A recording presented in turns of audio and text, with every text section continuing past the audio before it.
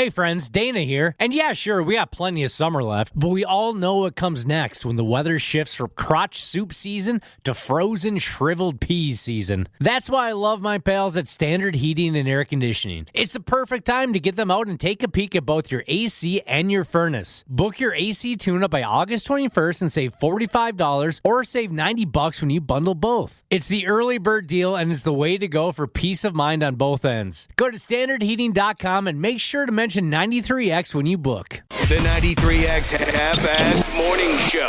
93X. Come on. Here we go. Trying to psych myself up. I did it all wrong this morning. You had a plan and it failed? Well, no, you were here. I did it all wrong. As soon as I walked into the studio, I blew up. Not at Josh, of course. We got to talking about other things, and I blew up, and I used up all of my energy for the rest of the day. What was the blow up about that I missed, if you don't mind me asking? It's something we can get into a little later, Dave. Okay. It was pretty funny because you're like, all right, just one more. Yeah. And then there was another one after that. The setting was perfect. Here's my guy, Cubby, He's willing to listen to anything that's on my mind. He's willing to help me with any of my problems. I walk smooth in the door. Hello. He says hello, and I friggin' blew up. And I've used up all of my and we got a show to do. This might be a tough day then for our psyches. Just Photoshop me out of any picture we ever take around here. I have a question for whoever is in charge of our website. Are you mad at me? Dana sent me a photo that we took with the Hardy Boys. They were so great. We loved having those tag team wrestlers. They're awesome. That's a great time yesterday, meeting and chatting with Jeff and Matt Hardy. Could have talked to him all day. And if you were listening yesterday, I mentioned I was very intimidated to sit across from Jeff. He's an intimidating-looking guy. And sometimes in interviews, he doesn't really say much, and he just looks intense. But he could not have been nicer. Right. I mean, he was almost the nicer of the two. I mean, Matt Hardy's a sweetheart. I mean, they were great. It was so much fun. So we take a picture afterwards. God, it just never works out for you. No, and I knew it, too. I knew somebody's going to post this, and I knew I was going to get destroyed. And thank God I'm not on social media. No. But one of the first texts we get today was from March Madness Jesus, who apologized for saying something terrible about me. And I said, I must have missed it. What did you say about me? I'm prepared. I've psyched myself up to take whatever you have to say. And he mentioned somebody posted that photo. And I knew immediately because as we were taking it, I knew, this is going to be bad. I don't know how to make a face. I didn't know how close I should get to Matt Hardy. I felt like I was going to look like a little kid, and my God, I did next to those guys. And so I knew it was going to be a bad photo, but I thought maybe they took a couple and I got lucky. No, it was a bad one. It was really bad. That was one of the worst in a long time. So this was brought to my attention yesterday afternoon. I'm also not on social media. So, which is, so all the nasty things you say about Josh and I, hell, we don't even hear them. Maybe that's why we're so confident. But anyway, the wife calls me into the bedroom yesterday. Oh. And I said, now we're talking. And she said, no. Look at this. And she showed me the photo that we took yesterday that Josh was just explaining. She showed me the photo of the three of us with Matt and Jeff Hardy. And then she zoomed in on Josh, and I said, oh, no. It happened again. It happened again. So what people were just saying... I'm not 100% nothing. sure. They're just busting your balls. I don't know what was said. Yeah, but you're not on social. I just heard people were saying some unflattering things, and I get it. Just so you know, I understand. I don't want you to ever think I'm going, nailed it, man. Why don't I be a model? I don't know how to operate my face. That's why people accuse me sometimes, maybe not accuse, but assume I'm sad or in a bad mood about something. It's just my face. I can't control the muscles in my face. Where is this photo now? Again, because I know nothing about social media. It's on our Facebook, our Instagram, and our Twitter accounts. 93X. Oh, great. Thanks a lot for that. That's awesome. Can we get it anywhere else? Half-Assed Morning Show, 93X, Twitter, Instagram. Is there any way, I also realized this about myself. I got to stop wearing basketball shorts. I look like a child. Oh, yeah, I told you that a long time ago. Yeah, but sometimes you have to realize it for yourself. It's just so comfy. It's time to put on friggin' blue jeans. Yeah, I Josh. looked like a little kid. Yeah, stop with the basketball. I looked dumpy. It was bad. You're not a bad... It also didn't help, Josh, that, they're the tag team champions of TNA, so they had 2 belts, and I ended up with one, and Nick ended up with one. So we're standing there holding belts, and you had nothing to hold, and you're just kind of standing there. Pretty much. Yeah, it was ridiculous. I didn't know what to do with my hands. At this point, it's a comedy bit, and I think it's fun for our listening audience. I hope so. To just wait around for the next photo of Cubby on our social media pages, and let's see how terrified he looks. It's funny. So after that picture, it's so much fun when we get to go and hang out with folks at the fair, which we'll be doing this Saturday, 2 to 4, and the boat cruises. But I do worry about being in photos because I always look so stupid. And I mean, do I look that dumb in real life? I can take it. You don't look that dumb in real life. For whatever reason, in pictures, you just look horrified, nervous, and horrified. That's because I am. You don't look that anywhere near... It's almost like you have the yips, like a shortstop who can't make the throw to first base anymore because they overthrew it once and it's in their head. I feel like you took a bad picture a long time ago and it always sticks in your mind and you get nervous every time a picture is being taken of. Oh, yeah, because I try and keep my eyes open. I try and smile. I try not to look miserable because I mean... You're in your own head now. Yeah, I'm not miserable in the situation. I'm miserable that we're taking a photo. And both of us have talked about this, Nick. We never took pictures as kids. No. So I didn't have any practice. There is no proof of our existence otherwise. Not that you necessarily need it, because there's some people, it's just shocking how good they are at smiling and taking pictures. Stone to the Bone, Jesus said they posted one with my eyes closed as well. Honestly, is somebody mad at me in the... I feel like I'm very nice to people around here. I love the people we work with. But Josh, it's a solid bit is what it's become, and I'm afraid you're going to have to ride it out. You're going to have to ride it out because now it's just become part of the vibe. You've said this to me before, and I appreciate it. You've said, I just don't photograph well. I look much older in photographs than I do in person. I've always appreciated when you've said that. And I agree. God, I love the photo we took with the Hardys. I looked at myself and said, Jesus, I look like a broken down old man. Yeah. It just doesn't work for you. But it makes you that much more endearing. Is that the proper way to say that? Well, that's nice of you to say. You know what I mean.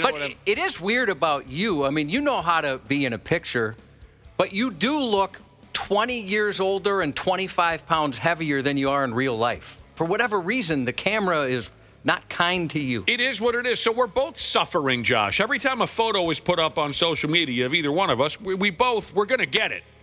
We're going to get it. All right, here's some comments, and thank you. Somebody sent a screenshot. Dirty Beard Jesus. Josh looks like he just got introduced to an adult son he didn't know he had. I think that's March Madness Jesus. That one's good. Josh looks like a preset character for a skateboarding game. When you're picking the guy? Yeah. Well, because you've got the ball cap, you've got the hoodie, you got the basketball shorts. That is genius. I'm sorry, one more time. A preset character for a skateboarding video game. That's friggin' perfect. That is awesome. A terrified preset character. Josh looks like he needs to get to the bathroom, LOL, crying face emoji. Somebody wants to know why I'm not wearing my new glasses. I just have that when I'm reading. They're just documents readers right in front of me. Just readers. Yeah, you didn't dare wear those in front of Jeff, did you? Why? Oh, because he wears glasses? Oh, no, I just meant because you said you were intimidated by the guy's overall presence. Shoot, like I said, I mean, he was such a nice guy, I mean, they both were, yeah. We never want to do interviews, and even yesterday before the interview, and this is no offense to anybody we ever interview, we always say, gosh, I hope they don't show up. I don't know why that is. Well, maybe just because we've had some bad experiences in the past. Interviews are work. Yeah, and you're relying on somebody else. Yes. That might not want to be a part of it. Right. It's early in the morning. These guys, I mean... Have we had bad experiences? Absolutely. Every radio show has had bad experiences with interviews, but interviews are work. It's not work just to sit here jaw-jacking back and forth with you two peckerheads, but you don't know what you're going to get, even though by all accounts, the Hardy Boys are wonderful guys, you still tell yourself, oh, God, this could really go sideways, right? Yeah. So, yeah, interviews are just different. They're a little more work, a little more focus, and you don't know what you're going to get. So, but, Josh, so that explains that. As much as we love having company, we have done the same routine for 30 years. Hey, man, we got an interview tomorrow with Whitesnake. And we go, oh, dude, awesome. We love Whitesnake. And as soon as Whitesnake walks in the building, we go, oh, no. We got to interview Whitesnake? It just, Josh, you got yourself in a spot here with this picture gimmick. And it just is what it is. I'm sort of in the same boat. Every picture that's taken of us, everyone online says, look at how old dude is and look at how scared the other dude is. We'll be fine. We'll make it.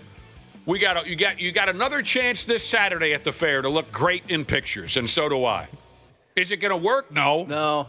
You know what? I'm better at selfies when people do that, because then I can see the screen and make an adjustment.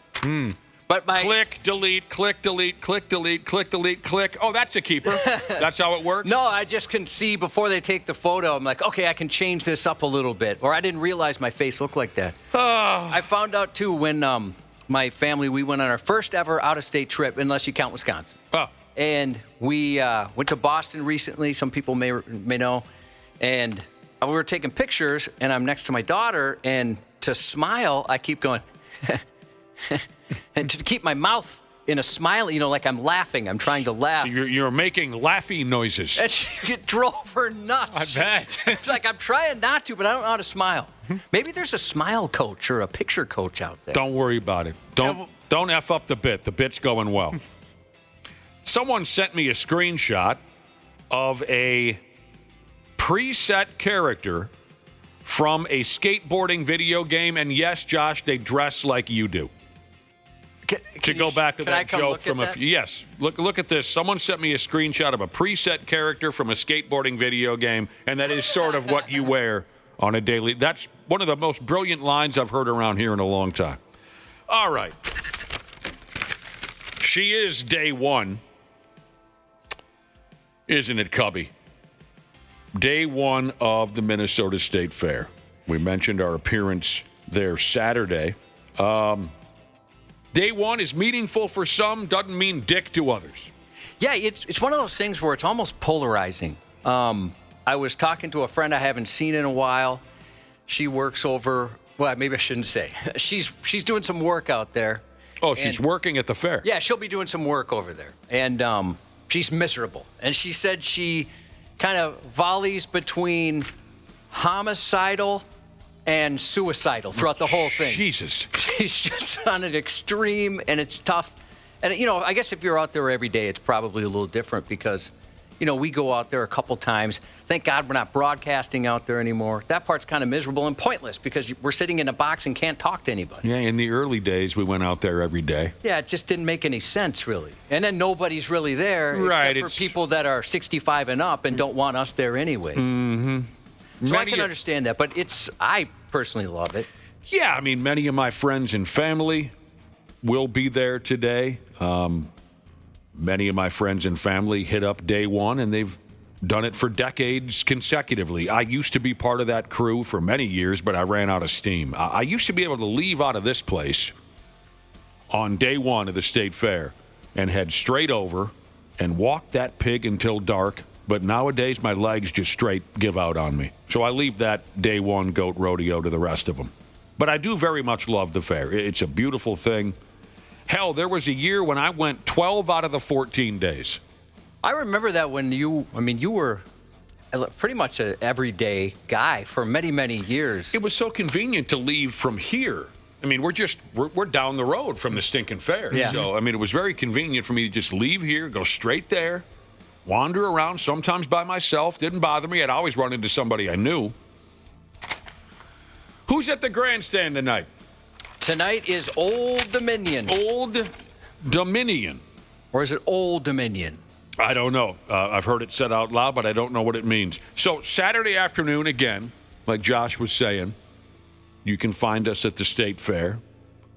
Me, Dana, Cubby, at the 93X tent from 2 to 4. If you're in the neighborhood, stop in, say hello, and then get out your pocketbook, buy something.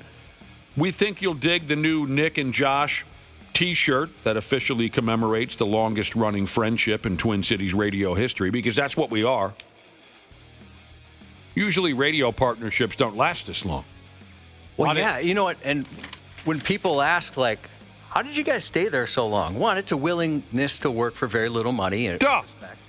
And two, we genuinely get to work with a best friend. And we've heard before, we've had people who have been here and then kind of went to other stations. They're like, dude, this particular show, they don't even talk to each other off the air. And we've seen that in this building, certainly. And I don't know how you could. I mean, I don't know. Even if you're getting paid a ton, if you hate the people you work with, you're not even communicating. And they'd have like an intermediary between them going, hey, so-and-so needs you to do this. So-and-so says that.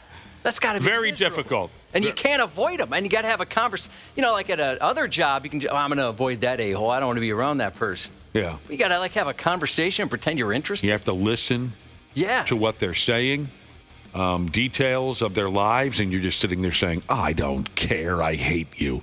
I mean, very easy for me to listen to the stories from you two or Randy Shaver or Brad Ryder or Dr. P or Dr. Andrea or Ashley. Janelle Klein or Ashley. I mean, we've definitely worked with some tough characters before that were unpleasant, but nothing like that. So there you go. Check out all the merch over there at the tent and come see us from 2 to 4. Here's to another wonderful State Fair. Hope everyone has a damn good time. And the weather looks great this weekend. It looks that way. Yeah. When we're there, it's going to be highs in the 60s. Oh, I love that. Because I've been at the fair some of those days working, and it's, one of those heat index days. How many years ago was it? It's got to be 8, 9, 10 years ago where it was for 4 or 5, maybe even 6 days of the fair. It went like 99, 100, 98, 101, 96. It just was absolutely insane. So, sure, temperatures in the 60s and the young 70s, that's perfect. Absolutely perfect. I mean, I'm going to wear jeans. I'm going to change it up. I'm glad it's cooler out. It's time. It's friggin' time. I mean, I'll wear my shorts over it, but I'm going to wear jeans. That'd be a look. I mean, we're a fun crowd in Minnesota. Why wouldn't we have a great state fair? We're fun. Matter of fact, I think, what did I read this morning? A new report says we are the 9th most fun state to visit. 9 out of 50 ain't bad. No, we'll take that. 50, 52, what do we got now? Yeah, like 53, I think. Really, honestly, where are we at? 50. 50. Oh, I thought maybe There's rumors Canada might become the 51st. But as of right now, we're at 50. 9 out of 50 ain't bad. We're fun. Well, Minnesota's actually having a moment right now. We're having a moment. We are. There's a bunch of new studies have come out. Wallet Hub ranked us as the 5th best state to live for 2025. To live? Yep, and that was last year we were 13th. We're up to 5. Look at us. What the hell? But we're behind Massachusetts, Idaho, New Jersey, and Wisconsin. Wisconsin is higher up than we are. Wisconsin? Let's see. We're the one of the best states to have a baby. We placed 3rd on that. Who's having a baby? Well, actually, Ashley just had a baby. Oh, you're right. She had her ratings baby on Sunday. The official baby of the 93X. They said we're a good place to have a baby? Yep, 3rd behind Massachusetts again, and this time North Dakota. Oh, nobody should have to have a baby in North Dakota. That should be illegal. Oh, man. Ely has one of the best restrooms in America's best restroom contest, Bearhead Lake State Park. They've got a great bathroom in Ely. They do. And then the State Fair, they are riding high. The nation's best, USA Today calls it. Oh, without a doubt, we got the best friggin' state fair. So we're great. Reports have indicated that we're a great place to live. We're a great place to visit. Where have you gone? Okay, Cubby, you just mentioned your visit to Boston, which you enjoyed. Very much so, which I wasn't looking forward. I mean, spending time with the family was going to be fun, but I don't like to travel. I know you don't either. No, not very much. But I loved it. So you'd mark that down as a positive. Where have you gone where it was fun, and where have you gone where it was not fun? Okay, so you'd Boston say would be Boston. on the fun side. That was good. Boston was good. Some of our work trips, even though we were kind of surrounded by lunatics, idiots, morons, delusional real radio arrogant dorks. folks. Yeah. It was fun hanging out with you in those settings and, kind of trying to figure out which hut you were going to wake up in. Yeah. That was fun. Where did you go that was not fun? Dana, where have you gone that was fun? Where have you gone that was not fun? Fun places. I know you guys would hate it, but I really do enjoy New York City. Well, I'm not so sure I would hate it. I told you recently that, my wife's been pressing me to go there a little bit, and she's got me almost convinced that I would enjoy it. So, New York I want to City. go. I definitely want to go, like, for the World Trade Center Memorial. You would and love things that, like Josh. that. That's something I'd like to. And that Statue of Liberty. What else we got out there? Mount Rushmore. Yes. Would be nice to see. The tower, New York City, the Eiffel Tower. You liked New York City? Go ahead. Love New York City. I love Denver. Love New Orleans. Ones I didn't care so much for, San Francisco. Oh. Everything is expensive. If you're spending hundreds of dollars a night in a hotel for a city that's just soaked in urine, not a fun place. Didn't enjoy San Francisco. And also, you mentioned Mount Rushmore, kidding about it being in New York. We made the drive out there, and you kind of walk up, and you're like, yeah, looks like it does on TV. I had the same experience. That's too bad, because that's a place I've always wanted to go. There's a lot of places in South Dakota I'd like to check out. And Mount Rushmore, it seems like something as an American you should go look at, but I've never heard one person say, oh, spectacular. I felt so patriotic. Most people say, yeah, it was stupid.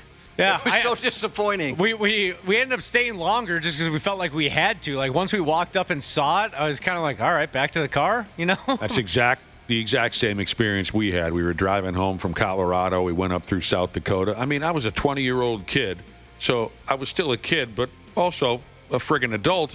I even found myself kind of jogging up to the spot where you overlook. Yeah, kind of like Rocky running up the stairs. I mean, I was excited. I picked up and then same thing. I got up to the railing. I looked up, saw Mount Rushmore, and looked at my watch and said, well, that ought to do it. We got ice cream cones at the gift shop just to kind of salvage it a little bit. Yeah. So I'll go ahead and say I love New Orleans. Yes. Love it. Again, the wife brings up travel. She wants me to go with her to these places, and I've said recently, even I told her, I said I'd be very happy to go back to New Orleans. I had great times there. I love Chicago, love Colorado. Chicago's pretty great, but places I did not like, Orlando, Florida. Yeah, that's a cesspool. Just a toilet. It just sucks. And I also did not like Honolulu, Hawaii. Are you serious? Yeah. Well, I've told you that before. I was young. I didn't really know. I hadn't really been too many places at that point in my life, Josh. I was only 25, 6 years old. I think at that point in my life, I had been to Pittsburgh, and that was about anyway. So I expected to walk off the plane and just beautiful ocean, volcano, beaches, and it's just another big dirty city. Well, So I guess for me that was the first time I left the state. Again, unless you count Wisconsin. Me too. Really, I mean, I went to Pittsburgh and back. First plane I was ever on, and we were there for a month. I spent $250 total. My friend's dad owned a travel agency. He flew 3 of us out there to surprise our buddy, and we stayed there for a month. So we knew they were locals at that point, so they could tell us all the cool places to go. I thought it was fun. I couldn't believe the amount of prostitution that was right there in front of police stations. And you probably didn't even take advantage, did you? Well, they were not interested in us. If you were a Japanese businessman, though, you're getting laid. Oh, I bet. They were all over those guys. Yeah, I just thought Honolulu sucked. I thought it was pretty great. Weren't you impressed by everything is colorful? I don't remember that. Every single piece of life is colorful. Huh.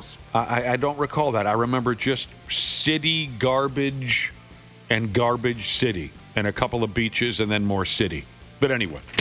Another one that I can't stand is Las Vegas. Oh! find that highly overrated. It wasn't for me. Well, that's where my wife and I went on our honeymoon, which is kind of out of character, Vegas, Very but it was super cheap. Mm-hmm. And my wife wanted to go someplace warm, and it was actually colder there than it was here. Of course. We had a good enough time, but I realized, Vegas, my brother loves it. For a while, he was going every year, just like Randy Shaver. He'd go out there with a bunch of buddies. He's a fan, but it wasn't really for me either. I wouldn't say it sucked or anything. Yeah, I guess, it's if you go there at the wrong time, it's like 120 degrees, and even walking from one casino to the next, you feel like you're about to die. And it's all gotten so overpriced. Just like everything, but it's like, all right, let's fly to Las Vegas and get a $25 Miller Lite at the blackjack table. I really liked Wyoming here a few months ago when I went there. That's on my list. Speaking of travel, our guest this morning at 8:20, a gal who recently made a big trip to Sweden.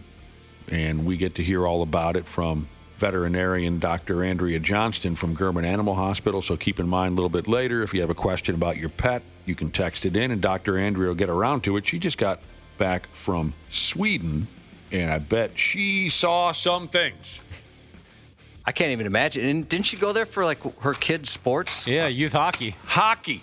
That's nuts. That is so nuts. I was, on Monday, I had to drive to Farmington. I'm like, I don't know if this is youth sports. It's worth it. And I was thinking about parents that go all, and when softball, we used to travel a lot further for my daughter. But, I was thinking, man, there's folks that go to Sweden for their, kids' sports. Things have changed. When I was a ninth grade kid, my twin brother's hockey team was invited to go play a tournament in Sweden.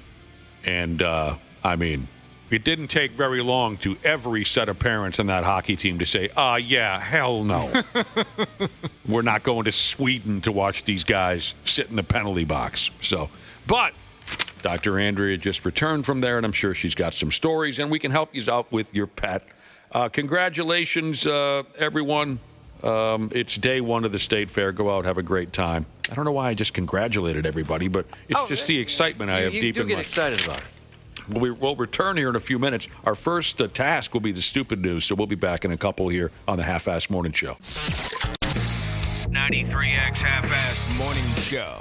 Hey friends, Dana here. And yeah, sure, we got plenty of summer left, but we all know what comes next when the weather shifts from crotch soup season to frozen shriveled peas season. That's why I love my pals at Standard Heating and Air Conditioning. It's the perfect time to get them out and take a peek at both your AC and your furnace. Book your AC tune-up by August 21st and save $45 or save $90 when you bundle both. It's the early bird deal, and it's the way to go for peace of mind on both ends. Go to standardheating.com and make sure to mention 93X when you book. 2 hours ago, Kyle arrived at the bar. Hey, what's everyone drinking? 30 minutes ago, Kyle got his friends another round of drinks. Cheers! 5 minutes ago, Kyle decided to drive home drunk. A minute ago, a law enforcement officer pulled up behind Kyle. Sir, have you been drinking tonight? A chain of events that began 2 hours ago is about to change Kyle's whole world. Drive sober or get pulled over. Paid for by NHTSA. If you're an IT or security pro, managing devices, identities, and applications can feel overwhelming and risky. Trelica by 1Password helps conquer SaaS, sprawl, and shadow IT by discovering every app your team uses, managed or not. Their pre-built app profiles assess risk, manage access, and optimum speed. And with 1Password, you can simplify onboarding, offboarding, and compliance with a centralized system of record and reduce costs by eliminating unused licenses. Take the first step in better security for your team. Learn more at onepassword.com/special offer. That's onepassword.com/special offer, all lowercase. Stupid news on the Half-Assed Morning Show.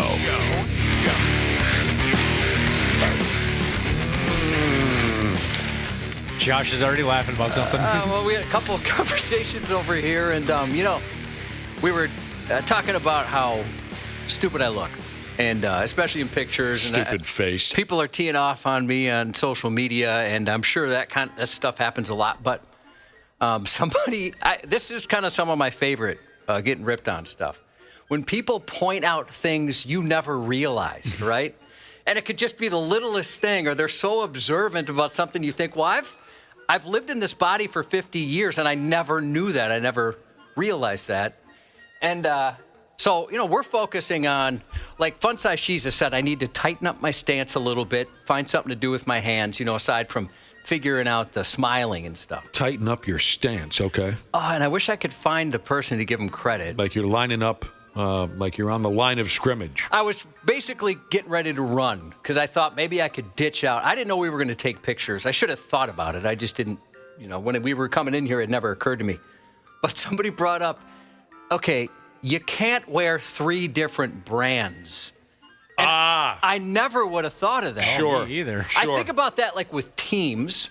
If you're going to wear 3 different teams, I'd look kind of silly. Mm-hmm. So in yesterday's photo with the Hardy Boys, are you displaying prominently 3 different brands? You guys know how I love adventure. Yes. I had on a North Face hat. You did. Okay. North Face is one.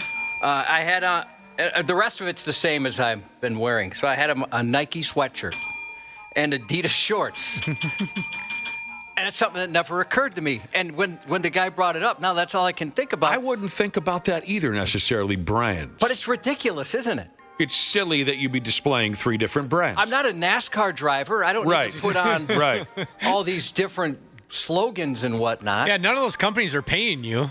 No. Wouldn't that be something? If you're getting that Nike money, yeah. As difficult as it is sometimes, Josh, to field critical comments like that, look at it as, a helpful thing. So now you know.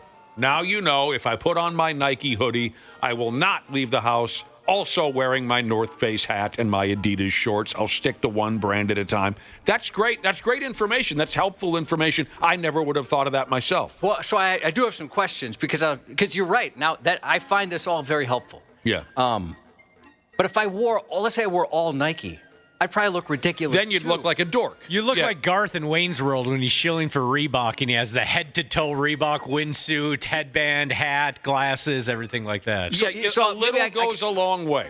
So I'll have to find stuff that doesn't have the brand name on it, which isn't easy to do anymore unless you dress up. Maybe that's what I got to start doing. Just keep that in mind. A little goes a long way. All of this conversation stems from our visit yesterday from Matt and Jeff Hardy. What a thrill that was. And we took a photograph after the show was over. It's up on all of our websites, Instagram, Facebook, Twitter.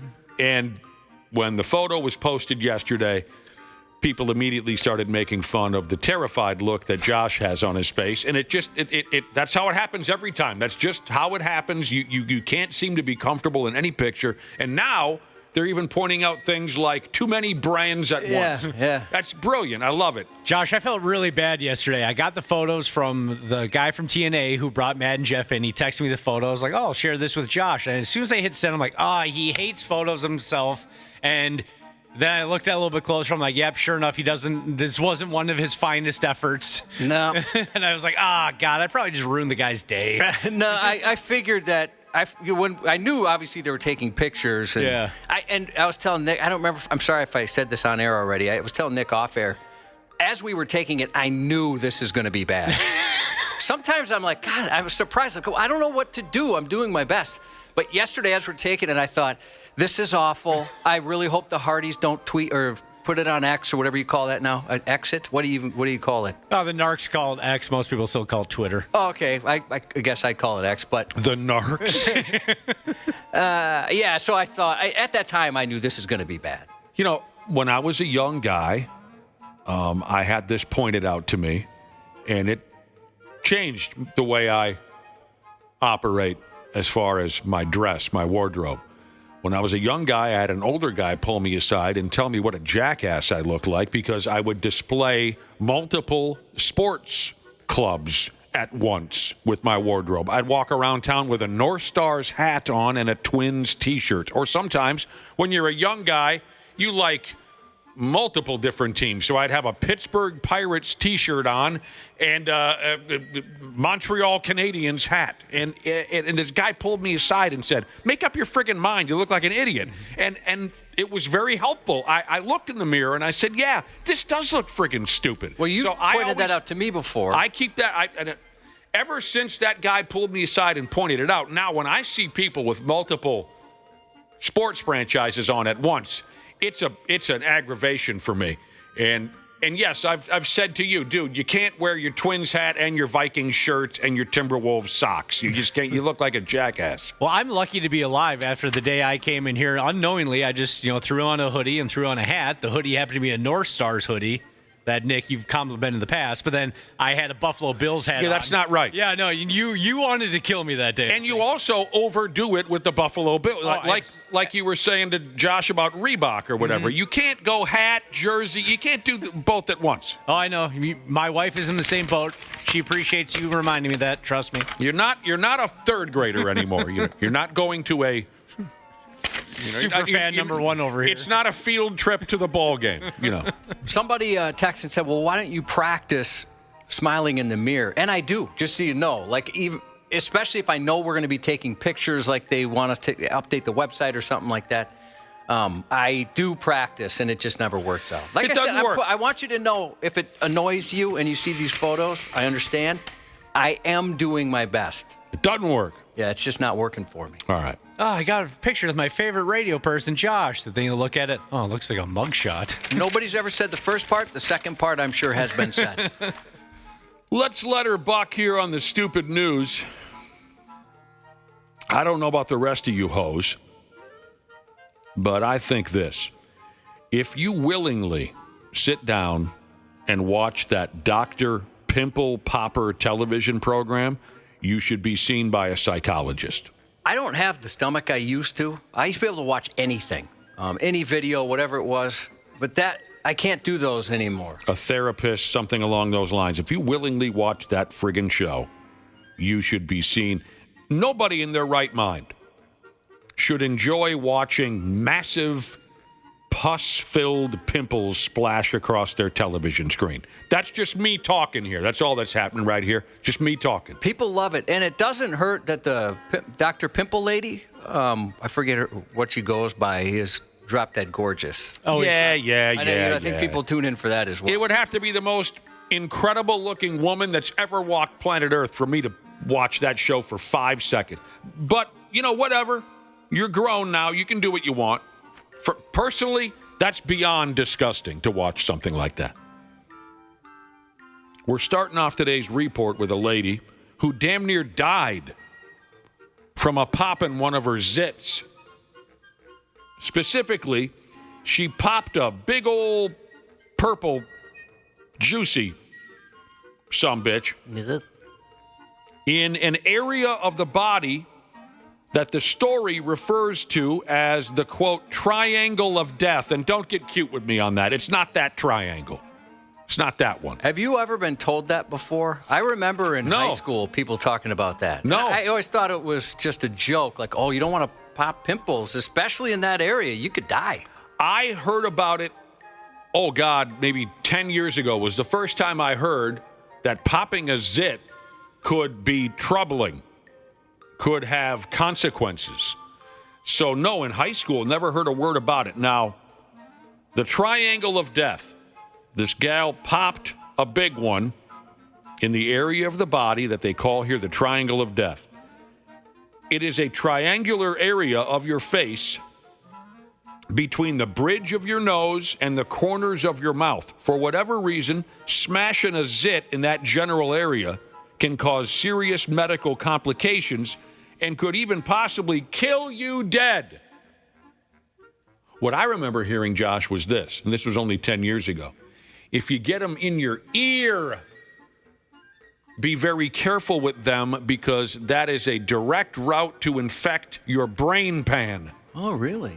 This triangle of death, this is the first I've heard of it yesterday when I read the story. Yeah, I remember people talking about that.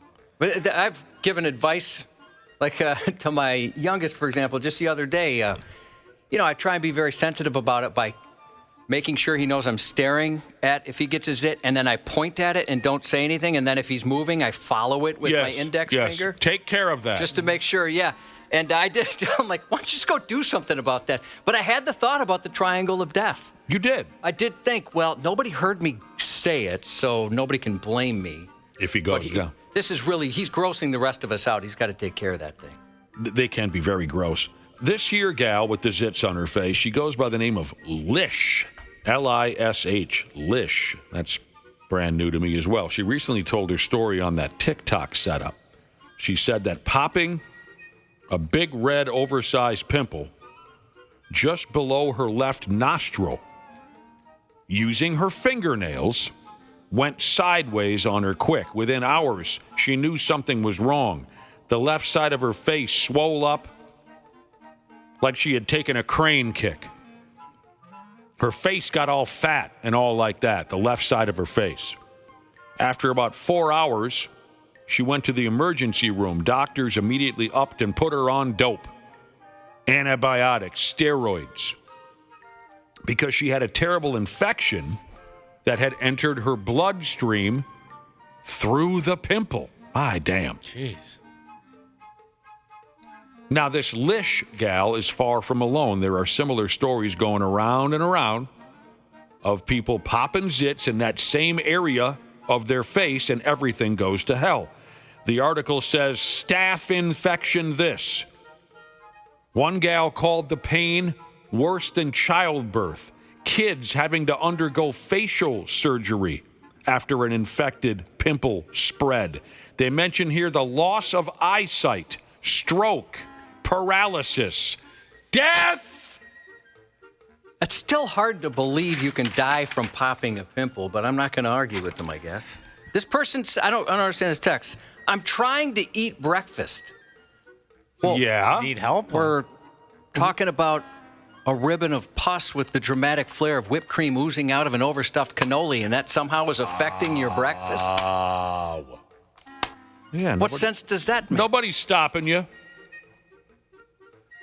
So what they're saying here is popping a greasy junior high looking zit in the triangle of death creates an open wound through which dangerous bacteria can enter the bloodstream and cause an infection that can reach your brain ski. Yes, it's rare, but it can happen. Back to this Lish gal. She says her smile was crooked for about 24 hours, but she was 100% back to normal in 3 days. Doctors say if you really want to snap a zit and then watch its contents shoot across the room and then stick to your bathroom mirror, make sure you wash your filthy face and hands. Use a cotton swab or disinfected popping tools, whatever that is, instead of your fingernails. I've never heard of popping tools. No, me neither. This is gross. This person said they popped a pimple on their hip, got a staph infection that they had to clean out. One of the worst pains ever. F me running. Did we ever say where the triangle of death is? Yes. Okay. From the bridge of your nose down to the corners of your yapper. A couple people texted in and asked where it was. So Yeah. I once had one on my stomach. Like, was it a pimple or an ingrown hair? I don't know. It was filled with a lot of cargo. A little bit of everything? Yeah, it was terrible. It was like right at my belt line from wearing my pants too tight or something. I don't know what happened, but it was the size of a monkey fist.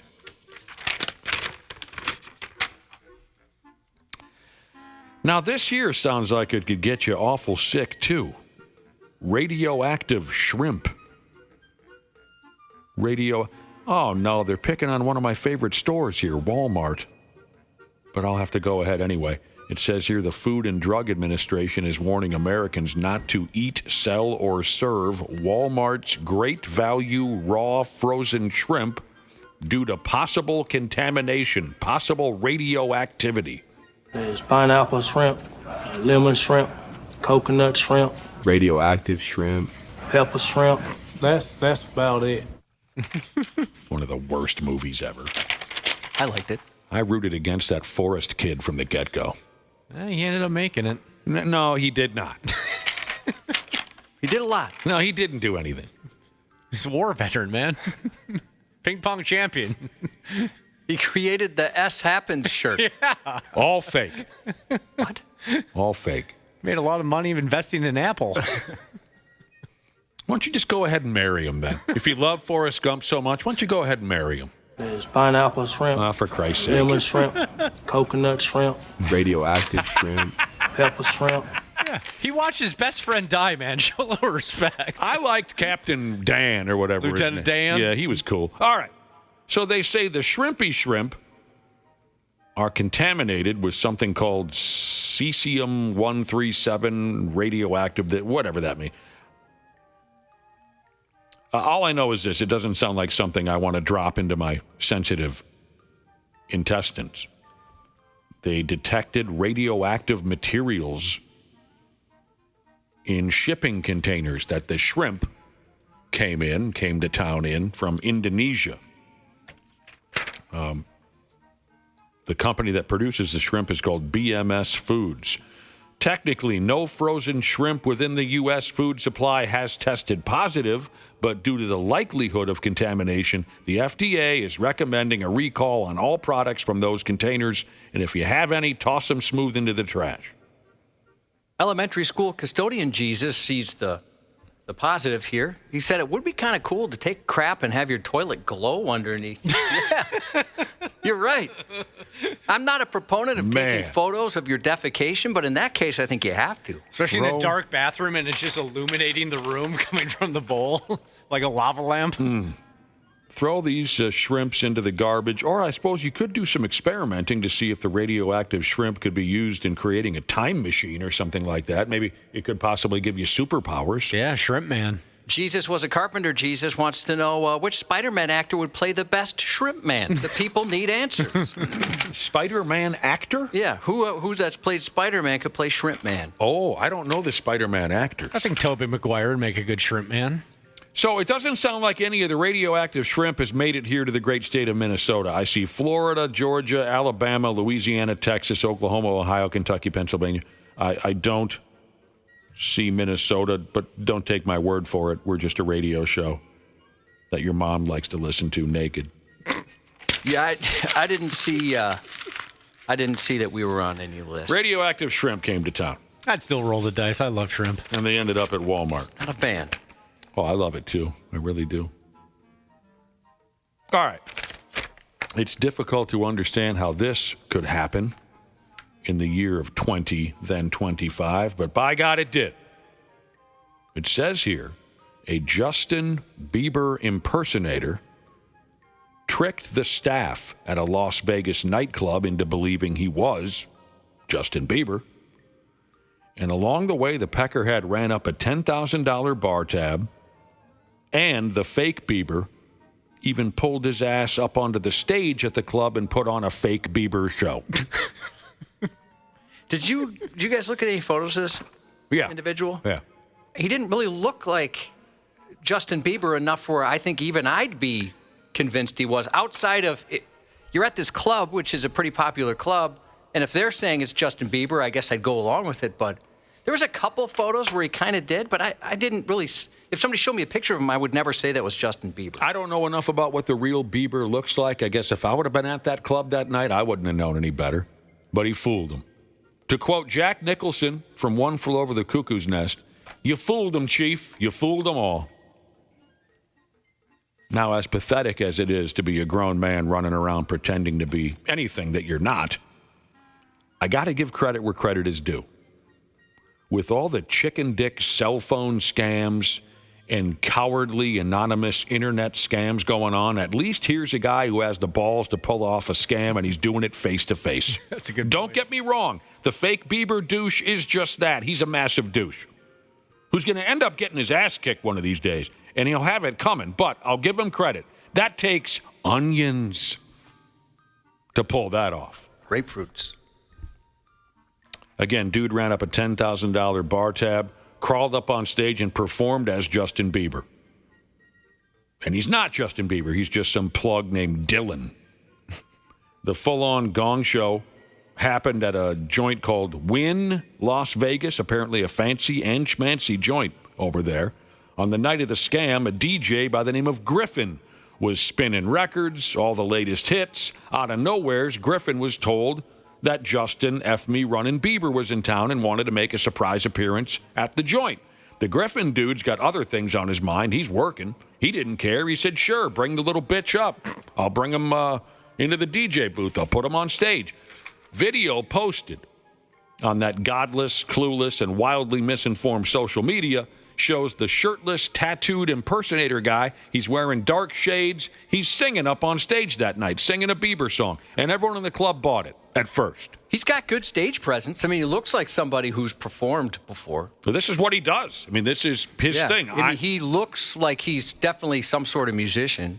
Word is the scammer dude, Dylan, he sang a couple of Bieber jams, but eventually the staff realized he wasn't the real thing, and they kicked the dude smooth out the joint. Griffin, the DJ, after the fact, he said, when he was up on stage, I was thinking, damn, that Bieber dude has put on a lot of weight. But it wasn't just this Win Club or whatever it's called.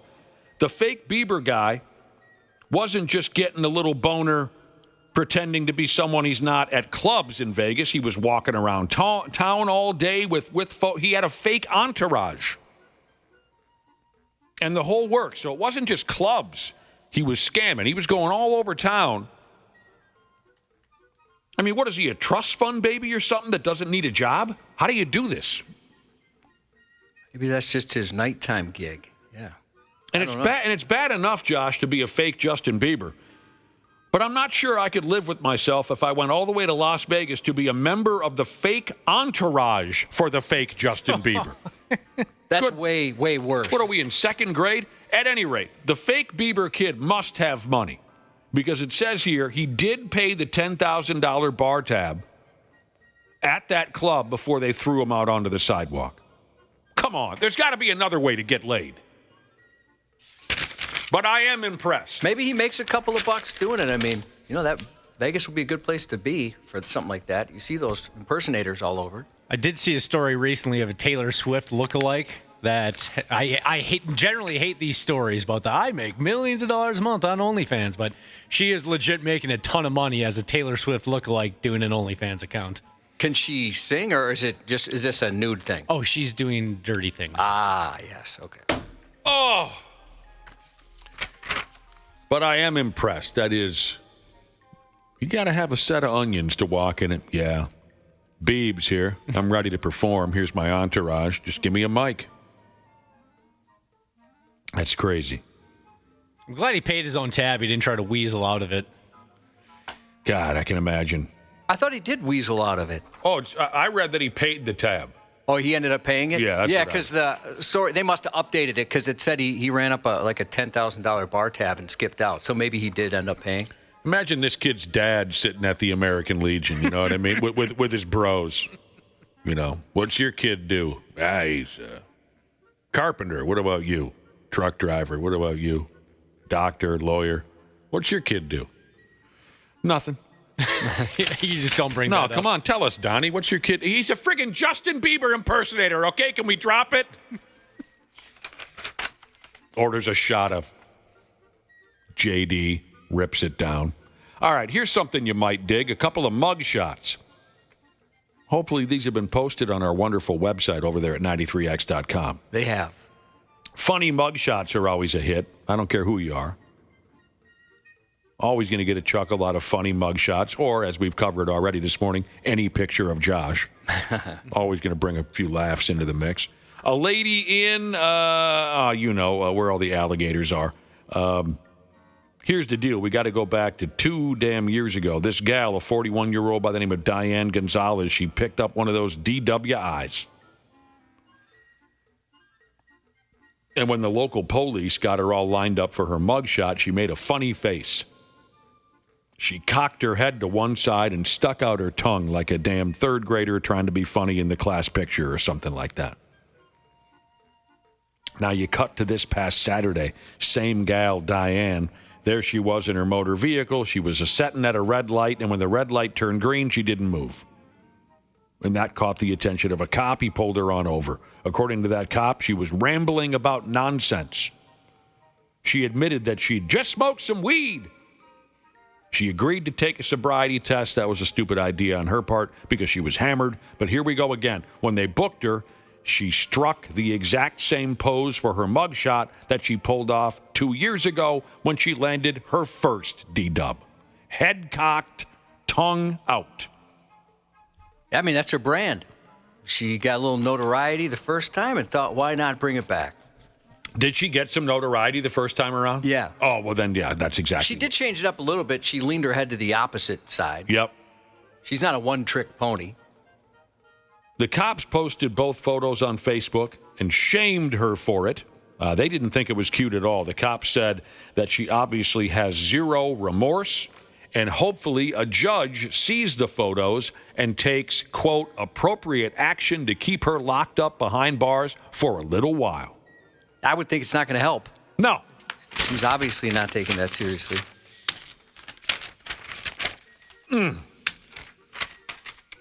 Oh, man. And finally, this guy. He effed up. This guy effed up at a grade school playground in a place called Vernon, Connecticut. A grown-ass 40-year-old man got stuck in the tube slide. How embarrassing. The tube slide. I think that'd just be my new home. Yeah. I'm not telling anybody. Bring me a sandwich every once and again, family. Just picturing my dad at the Legion drinking Jack Daniels. So disappointed. What's your kid doing? What's your kid been up to? He went on a fishing trip to Alaska. What about your kid? He's in the service. What about yours? He hasn't been doing anything. Nothing to speak of. All right, fine. He got caught in a tube slide. He's 40. So you know the routine by now. They had to call the firehouse to save numbnuts, really honestly, from possibly dying in this effing tube slide. When the fire crew got to the playground, Dinkus was stuck square in the middle of that tube slide like a rotten turd in your small intestine. He was wedged in there, feet and head first. So he got himself somehow folded smooth in half. Oh, man. That's painful. And because he was folded like that, he couldn't catch his breath. So EMS personnel had to pump oxygen at him. And it was also hotter than Hades in there. So someone had to set up an air conditioning system on the scene as well. So this guy didn't overheat himself dead. Just a complete disaster. Must feel like such a jackass. Oh, my. I can't even imagine. That would be such a horrible feeling. You're folded completely in half. You can't breathe. It's hotter than Dutch love in there. He is lucky he didn't check out. Do you think he was trying to give himself the old Marilyn Manson and got in that tube for some privacy? What the heck? In a tube slide? Yeah, he just didn't want anybody to see it. Do it in your bedroom, man. Oh, I'm almost there. Good Lord. Maybe that's it. He was using the pressure of both sides to squeeze him close enough to make it happen. You're talking about self-fellatio. Yeah. So the firefighters had to cut the big old tube slide to pieces. Kids in the neighborhood started calling the guy Flatliner. Don't be a flatliner. Because he effing flatlined the rest of the kids' summer. No, but talking trash. By ruining their tube. Once the fire department got the dude out the tube, he refused to go to the hospital. He just wanted to go home. I just want to go home. Yeah, I don't blame him. I'd want to go to a different state and start my life over. Friggin' flatliner. All the grade school kids were hollering at him. Hey, side note, little comedy. Right behind you, Nick, you missed it. There's a window behind Nick where we can see a little hallway, and the other radio stations were all right here. Did the Hardy Boys walk in? No, the Hardy Boys aren't here. Oh, they were here yesterday. They were, yeah. Right. It was awesome. You should see the picture. What did I miss?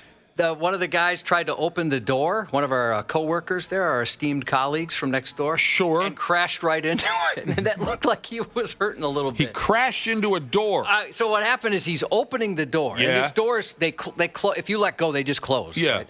And so he's opening the door, and he looks to his left to talk to somebody in another studio, not realizing he somehow lost his grip of the door. And as he turned around, it was at the perfect shot. It cracked him right in the face. A door to the face. Right to the face. You got to watch that. I saw the whole thing unfold. You know what I've been doing a lot lately? What's that? I get in my pickup, you open up the door, and then I'm lowering myself into the pickup, and I'm not giving myself enough clearance between my body and the door, and I remove my hat on the door. You know what I'm saying? Sure. The bill of my cap hits the top of my driver's side door, and I remove my hat as it's stupid. I would like to watch that. Yeah, I keep taking my own hat off by just simply getting into my pickup. My depth perception is off or something. I've done stuff like that before. My stupid hat ends up on the ground. Look like a damn jackass. Yeah, you feel dumb when you do stuff like that. It comes right off my head. Sports on the 93X Half-Assed Morning Show.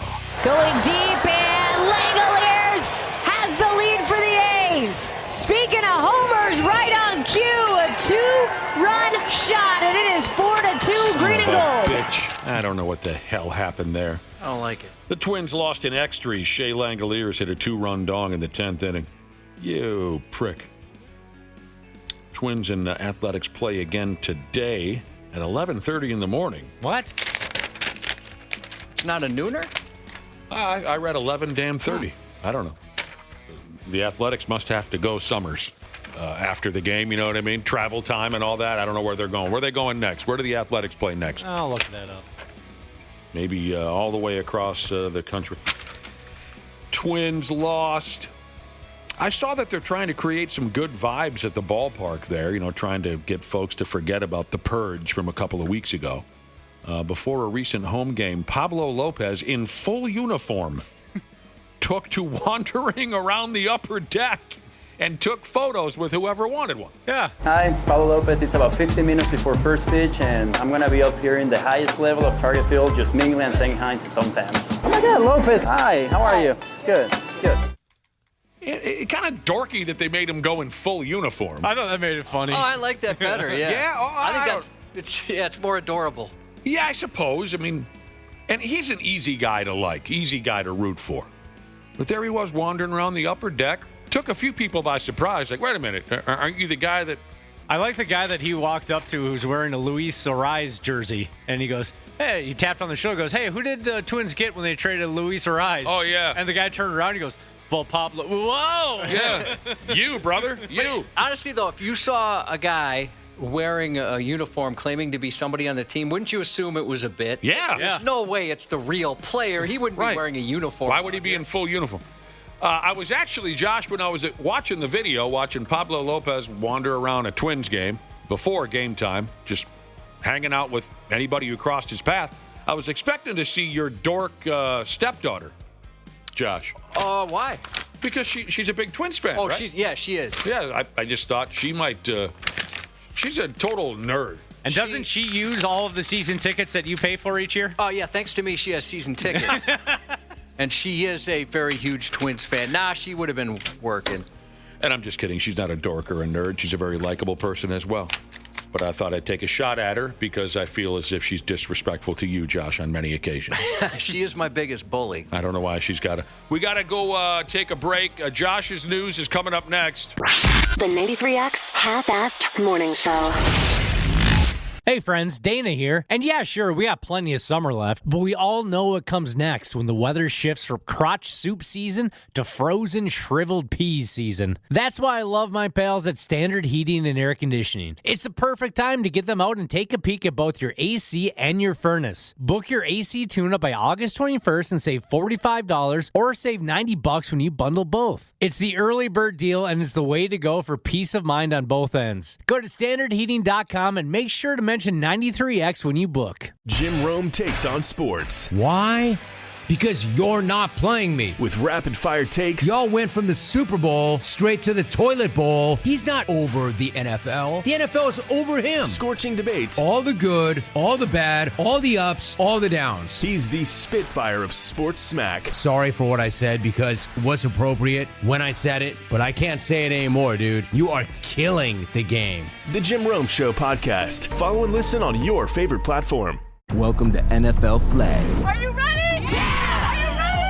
No matter who you are, lace up your cleats, smear on your eye black, step out on the field and chase something. Chase a goal. Let's get it. Chase the big time. Get down, ladies. Chase rings. Chase gold medals. Chase all of it. It's all up for grabs now. NFL Flag. Chase something. Visit NFLflag.com to find a league and start the chase today. Half-assed morning show.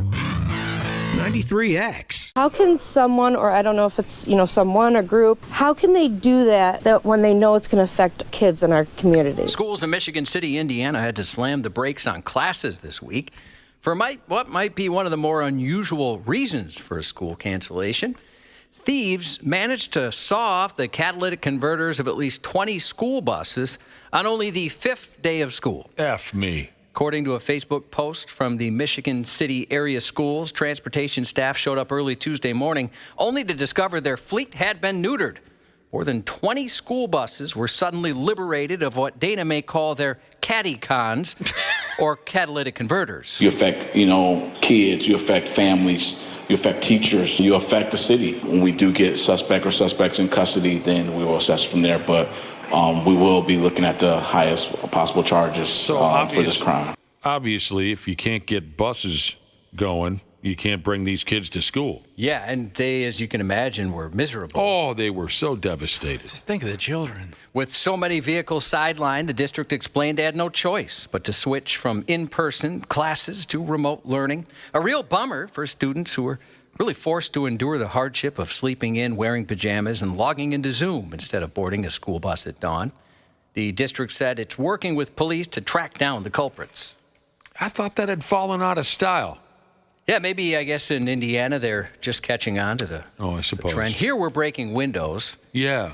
You don't have to travel to Indiana to hear about some vehicle troubles. It's not so much about catalytic converters around here anymore. It's about breaking windows. You're right. A rash of car break-ins has been plaguing the Twin Cities in recent months. Not just cars that have been targeted. In St. Paul, police say 6 bus windows were smashed early Monday morning. Police say it happened just before 6 a.m. Monday at Community Action Head Start Centers on Fuller Avenue. Officers were called for suspicious activity and found 6 emergency windows on buses out. Across the river, Minneapolis police reported that more than 100 cars were broken into overnight just from Monday into Tuesday, pushing the total to well over, no big deal, 580 in about a month. 580. Stopping this problem has been one of our highest priorities. We have recovered 2 stolen vehicles earlier today that we believe are involved in some of the damage. Departments in other metro cities like Bloomington, Edina, and Golden Valley have also noted several recent car break-ins. What a nightmare. Authorities are piecing together what's driving the uptick, but they say they are starting to see some troubling patterns. They believe most of the cases involve groups of juveniles, often stealing cars for joyrides and causing more damage along the way. They describe many of the incidents as smash and grab thefts, where groups of 5 to 8 suspects break windows to snatch valuables, though in plenty of cases, nothing's taken at all, leaving victims with nothing but broken glass and a repair bill. It's multiple individuals then getting out and using some type of blunt object to break the window of parked vehicles. So far, 3 juveniles have been arrested in connection with the spree, all of them with prior contacts with law enforcement. 2 of them were described by MPD as already, quote, very well known in the system. I don't know if things have changed, but when I was a kid, we broke a couple of car windows. That's a loud thing. Maybe glass is, auto glass is different now than it was 35 some odd years ago. But when we used to break, it was so loud, I can't believe that anyone can get away with more than 1 or 2 without the entire neighborhood come running and tackle them. You know what I'm saying? Yeah, it's nuts how many have been happening. Again, just since July 15th, 580. And keep in mind, I wrote this up yesterday, so there could be another 300 that happened last night. Every day when I walk out to my car in South Minneapolis, I just assume that the windows are going to be shattered, and it's a pleasant surprise when they're not. I think when people take a look at your car, they realize, this guy has it bad enough as it is. This guy's got nothing to him. But I do look forward to the line item on my next car insurance bill that says paying for everybody's windows, because some jerkwads keep destroying them. It's fair time in Minnesota. Here we go. And between today and Labor Day, around 2 million people are gearing up to descend on the fairgrounds for the 12-day celebration. 2 million? 2 million. Can we dummy that down a little bit? You get it down to what, like 500,000? Oh, less than that. For 190 hours, fairgoers will indulge in fried delicacies, wander the grounds in questionable fashion choices, and maybe even pause to marvel at some of the biggest and hairiest hog nuts in the Midwest. This year, ticket prices are up a couple of bucks from last summer, with admission now set at $20 for adults, $18 for kids and seniors. Opening day does come with a bit of a break, though. Today, adults can get in for $18, while kids and seniors only pay $15. Of course, food is always one of the biggest draws at the fair. 2025 is no exception. This year, visitors can dig into 33 brand new foods and sip their way through 70 additions to the specialty Sips collection. Each day, the fair carries its own theme. Today, the spotlight is on STEM. Families and students can jump into hands-on activities highlighting science, technology, engineering, and meth. Is meth the last? I never know what the last one is. It's meth. What's the subject again? STEM. STEM.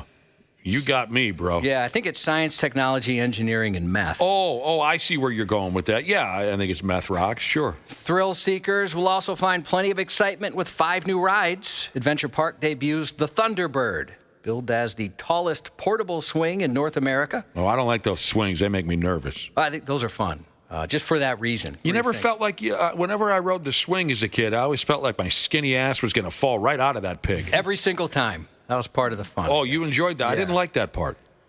Riders are 180 feet in the air. That's ridiculous. The Mighty Midway welcomes Scorpion, a tilting, swinging 3-arm attraction, along with Overdrive, a high-speed racing experience. As the sun goes down, the grandstand comes alive once again with nightly concerts. Tonight's headliner is Old Dominion. Weather permitting, the music will be followed by a fireworks show. For anyone looking to make the most of their time at the fairgrounds, the official Minnesota State Fair app is a handy option. It features an interactive map, daily schedules you can search through, and even food and shopping finders that make tracking down those brand new foods a whole lot easier. And finally, if you're planning to be at the fair this Saturday, it'd be very nice to see you. The 93X Morning Show will be at the booth from 2 to 4. You can check out 93x.com for live broadcast schedules from our more talented DJs here at 93X. Bring money. Pablo is on 2 to 7 today and every weekday after that, with the exception of Labor Day. Police in Canada decided to rock out this month, but not in the way Nickelback fans might have hoped. Instead of handing out set lists, they handed out citations. Roadside checks popped up around a Nickelback concert on Vancouver Island, and by the end of the night, they made 42 traffic stops, 18 drivers caught over the legal limit, another 54 tickets issued for a mix of other infractions. One of those deals where they just set up shop and stop everybody and check everybody. Is that what we're talking about? Yeah, remember when they used to do that for Edge Fest and X Fest?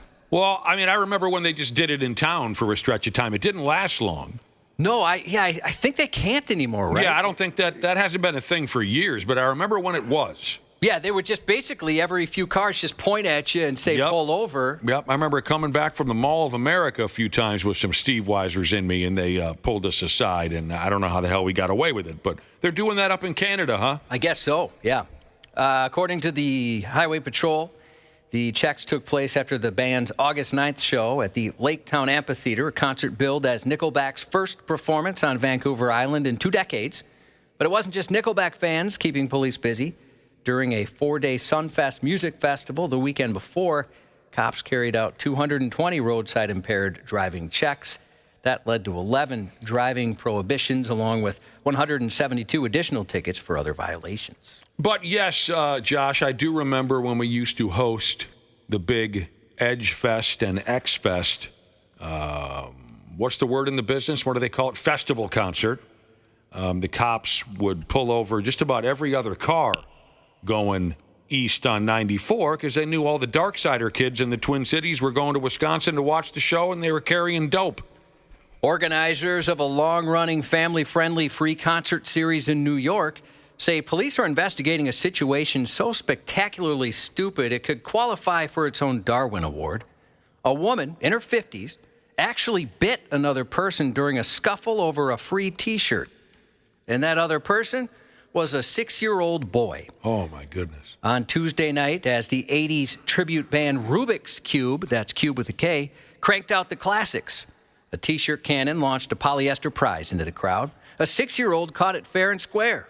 But an overzealous 57-year-old moron decided she wanted it more and went toe-to-toe with the little boy. Mm-hmm. Well, you have to understand, it's a Rubik's Cube shirt. I mean, that's a big tribute band right there. At first, they do seem quite popular, but maybe not. Okay. Yeah, not beat up a little kid over.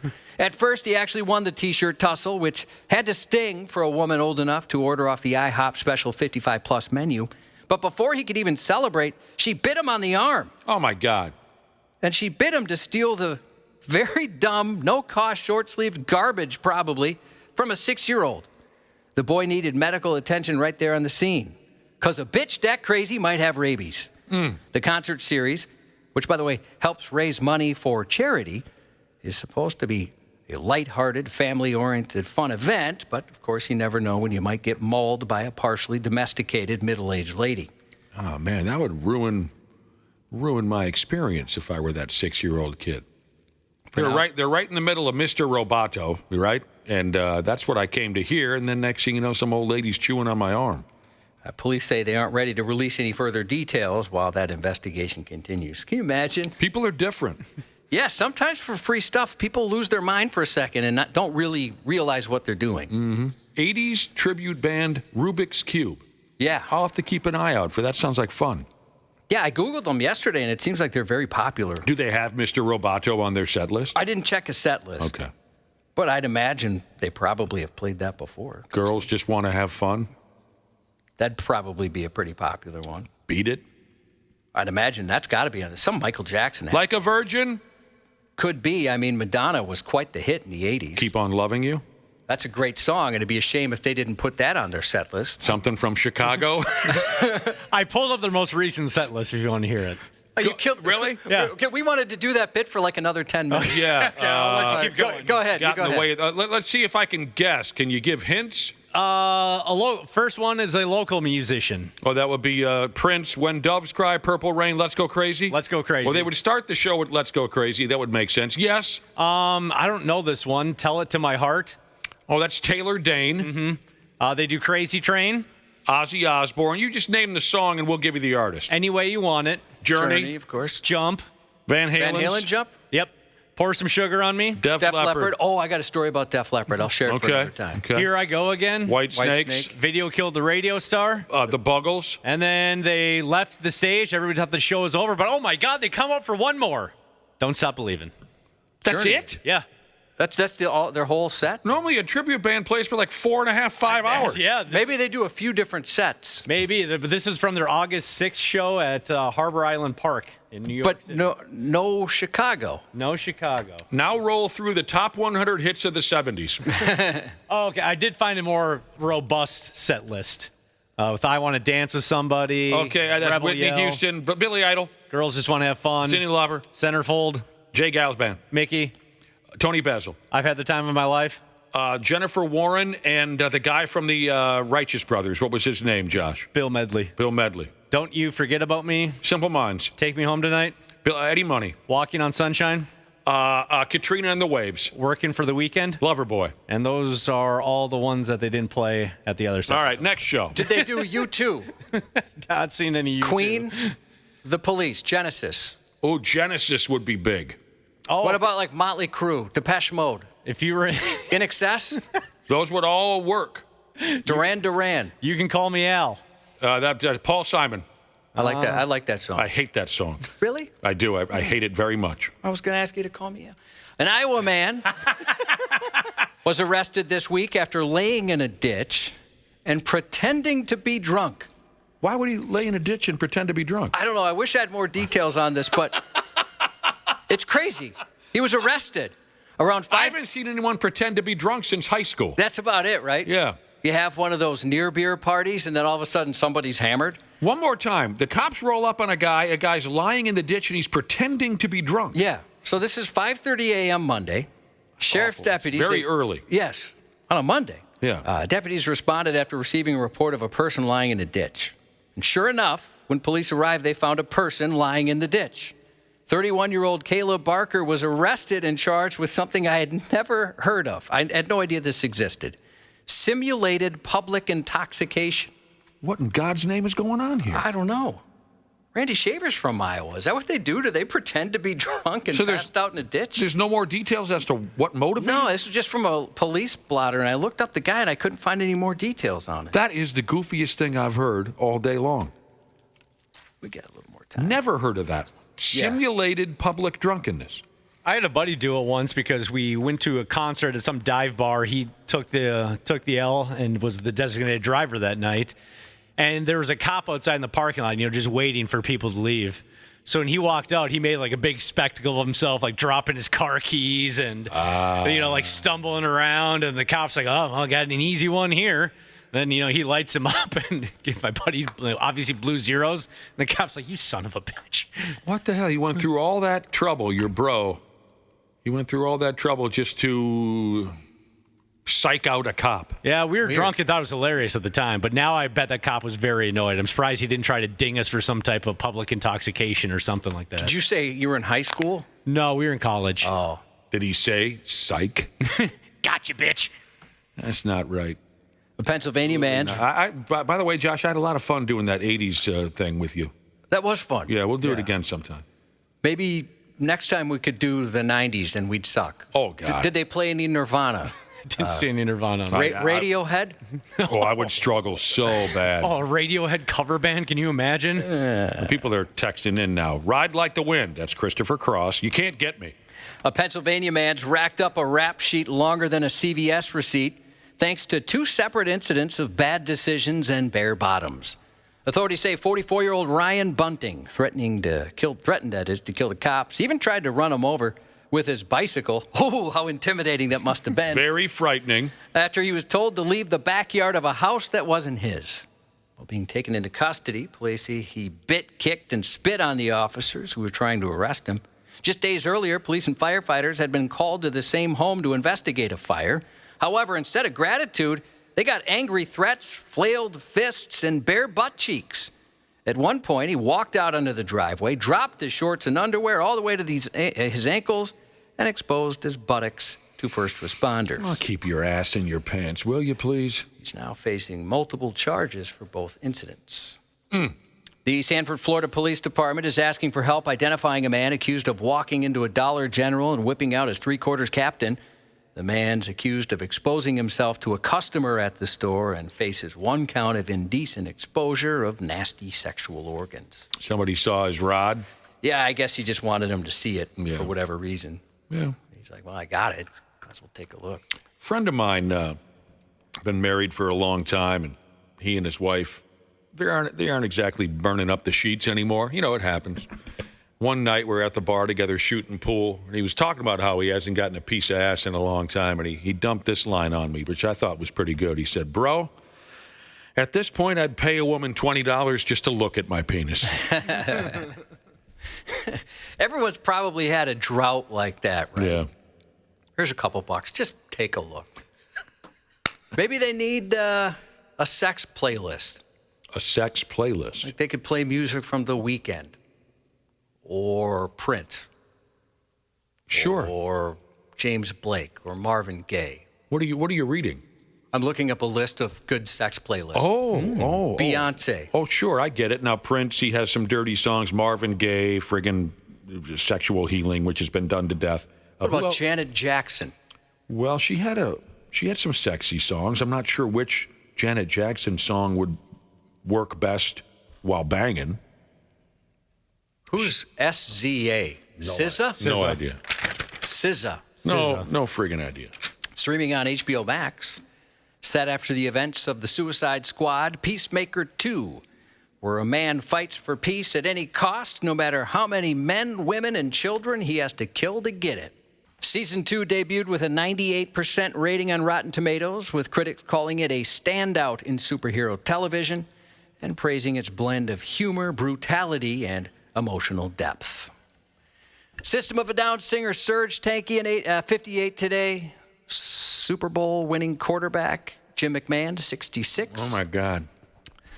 A gentle good morning to 5 more feet of fury Jesus. She needs a little stern talking to or some sympathy. She made some poor decisions last night, and she's got a hell of a hangover this morning. Really? Yeah, I hope you're feeling a little better. Best of luck to drunk Uncle Firefighter Jesus' old man fell last night. Broke the top of his femur. We're sorry to hear that. God. Oh, dang. Dang. Gonna have some urgery today. So good luck with that. Congratulations to proud dad and possibly soon-to-be grandpa, way out of my league, Jesus. His boy Dale is heading off for his first year of college at UMD today. Expect that phone call in 9 months. Happy birthday to Burnt Man Walkin' from your bro, Liquid Steel Jesus. And Alex P. Keaton Bobblehead Jeebus wants a shout-out for his best bud who finally made the right decision and moved back from Florida. And he says, if you could say that, that would slay. Slay, brah. Yeah, welcome back, and that's 93X News. Randy Shaver. I love this dude. I mean, this dude is electric. On the Half-Assed Morning Show. Who's Matt Leinart? Matt Leinart was a Heisman Trophy winning quarterback at USC and a top 10 NFL draft pick, but his pro career didn't amount to much. Randy Shaver and Brad Ryder? Yes. Yep. On a Thursday? Yeah. Randy Shaver? He's such a diva my with the scheduling these days. My dedication to this program knows no bounds. Okay. That's just great. Hi, Randy Shaver and Brad Ryder.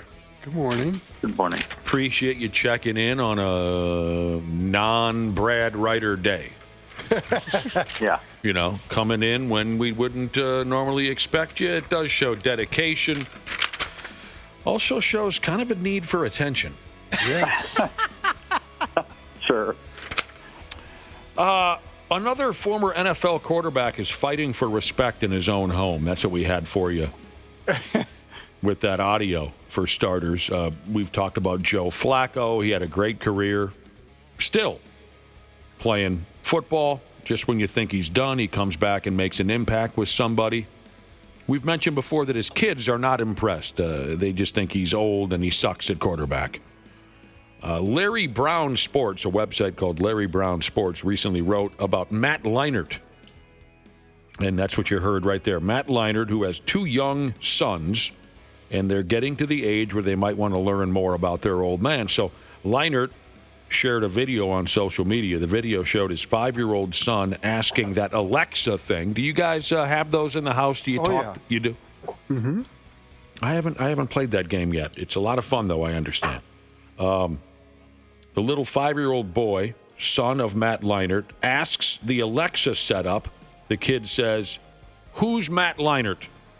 And the device upped and said, Matt Leinart was a Heisman Trophy winning quarterback at USC and a top 10 NFL draft pick, but his pro career didn't amount to much. I wonder if they were pranking him. Because you can set up prompts and responses. I'm sure they did that. Because I've done that before, where I've named the kids, and I'll say, hey, out of curiosity, I'll ask them, and it's a terrible insult to them. I even have one called Sexy Time that talks dirty to my wife and then starts some Prince music, to kind of get her going. I didn't know. It hasn't quite worked yet. I haven't figured out the formula, but you can do that. You can tell Alexa what to say? Yeah, I think it's called Blueprint, maybe. It's been a while since I've set it up, but I was thinking maybe somebody pranked him with that. Well, I tried it. I asked, and it was complimentary to him. That could be. I'd unplug that thing right then and there. Said something like that in front of my kid. Leinart works as a college football analyst now on Fox. And his kids have plenty to be proud of, even if Alexa is a little cold-blooded about it. Yeah, I'm guessing, his pro career didn't work out, but I think the amount of ass he crushed at USC kind of makes up for it a little bit. Dana, I was actually just thinking the same thing.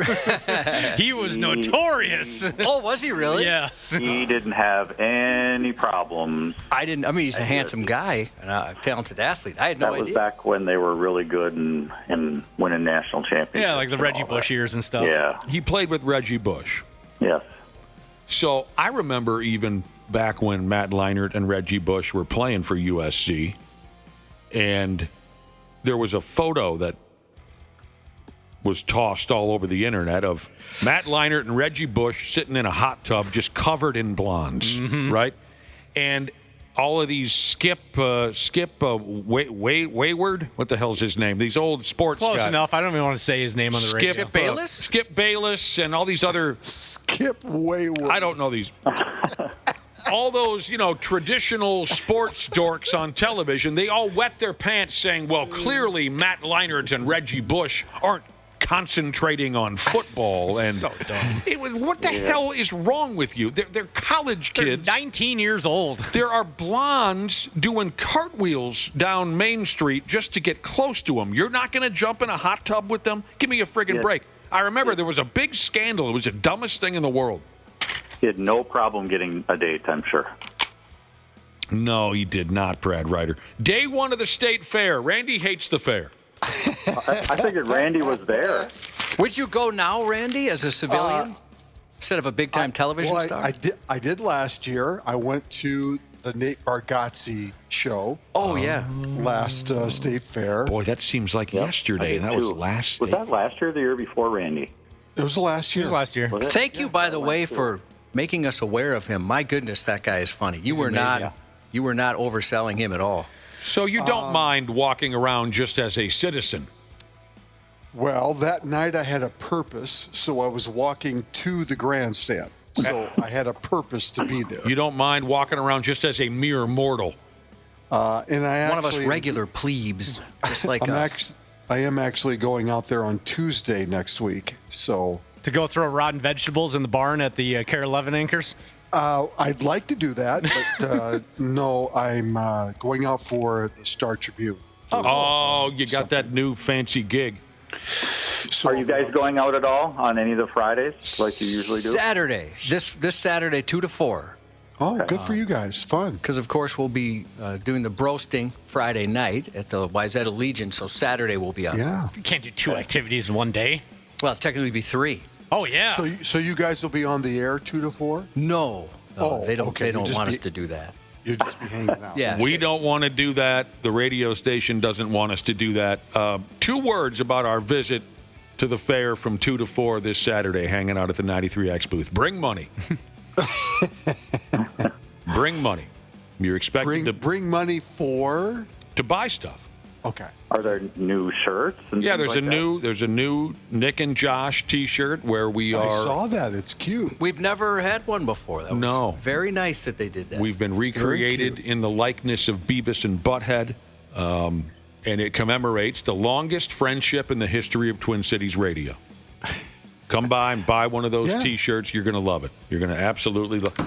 Speaking of buying things, somebody on social media asked if Ashley was going to be there. Obviously not. She just gave birth. And I said, but if you buy enough T-shirts, we'll consider FaceTiming her for you. Yeah. Sure. We'll get her on the telephone.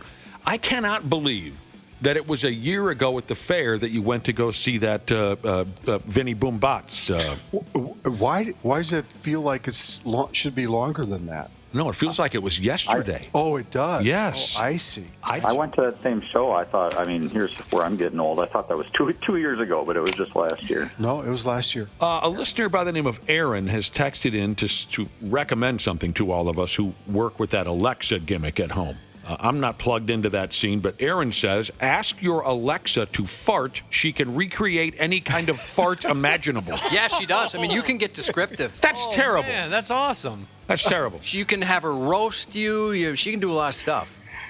Can you ask it to do it like 30 minutes later? Oh, good question. You can do that with lights.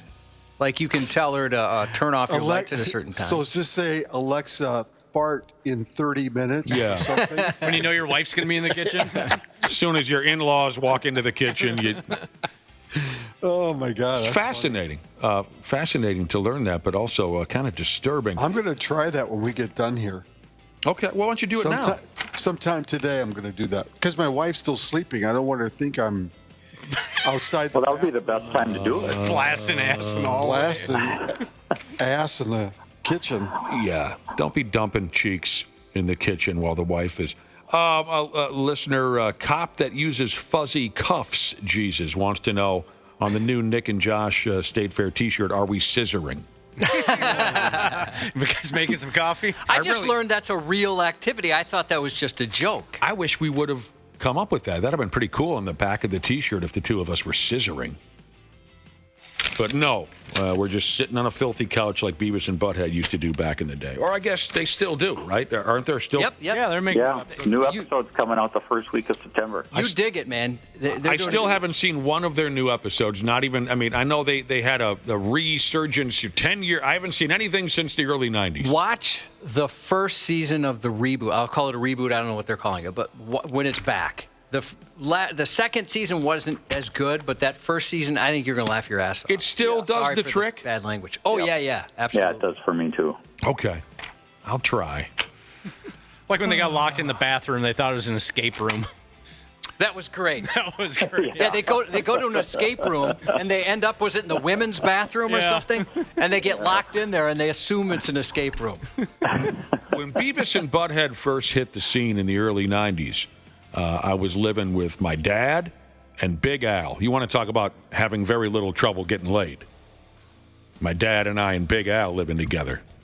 The ladies in the neighborhood had no chance. So Al and I would sit there and watch Beavis and Butthead in the afternoons and just roar. We just laugh our nuts off. We loved Beavis and Butthead. My dad hated it. So if my dad was ever there, sitting in his chair, burning one, drinking a Steve Weiser, he just hated when we would watch Beavis and Butthead. He would constantly say, "This is so stupid. I can't believe you guys are 19 years old watching this crap. This is so dumb. There's nothing funny about it," right? But that probably made it more fun to watch since he was acting that way. Sure. One day, they finally got my dad. We're sitting there watching Beavis and Butthead, and Beavis and Butthead are watching a ZZ Top music video. And I'll try my best. It's been a long time since I did the voices. But so there we are watching Beavis and Butthead watch a ZZ Top music video. And Beavis says, "Yeah, that one dude's got a long beard." And Butthead says, "Do you think he's got a long Jonathan?" And my dad went, and we said, "Gotcha! Gotcha! We told you these guys were funny." You said it had been a long time since he's done that impression, but if Mike Judge ever needed the weekend off from recording, I think you could fill him pretty well. Especially Beavis. That was pretty good. Zelda Master Jesus brings up when Beavis was talking to fire in the new episodes. Pretty good. That was pretty funny. Yeah, I really want you to watch the first season when it came back. I think you'll enjoy it. Do you think he's got a long Jonathan?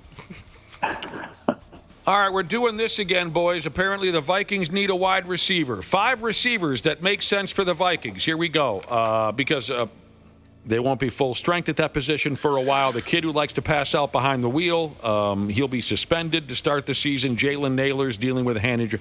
So here are 5 receivers that might make sense for the Vikings. We did this once before. Let's see if the proposed options have changed and what you think of them. Okay, again with the Adam Thielen. Yep. You're in favor of that? Well, I think there's more serious conversation about that right now, but okay. I think that's a possibility. Again with the Odell Beckham Jr. No, thank you. Alan Lazard. Yeah, but that's like the last resort. Kendrick Bourne, right name, wrong spelling. He's serviceable. Jalen Tolbert. Serviceable. All right, here's a couple more trade candidates. Tyreek Hill of the Miami Dolphins. Well, that's going to be a high price tag. Too much. Yeah. He kind of seems like a wild card, too. There could be some off. I can't imagine Miami would trade him at this point. I don't think they have a young receiver that's ready to take his place. So Tyreek Hill's a little bit of a wild card, you say, Cubby? Yeah, it seems like you'd worry about He's had some legal issues. Yeah. Oh, is that? Other things. Friggin' gas. Yeah, unbelievable. I can't even talk with the gas.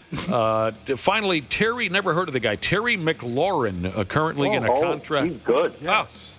Yeah, that's the guy from Washington. Yeah. They say he's currently in a contract standoff, a pissing match with the Commodores.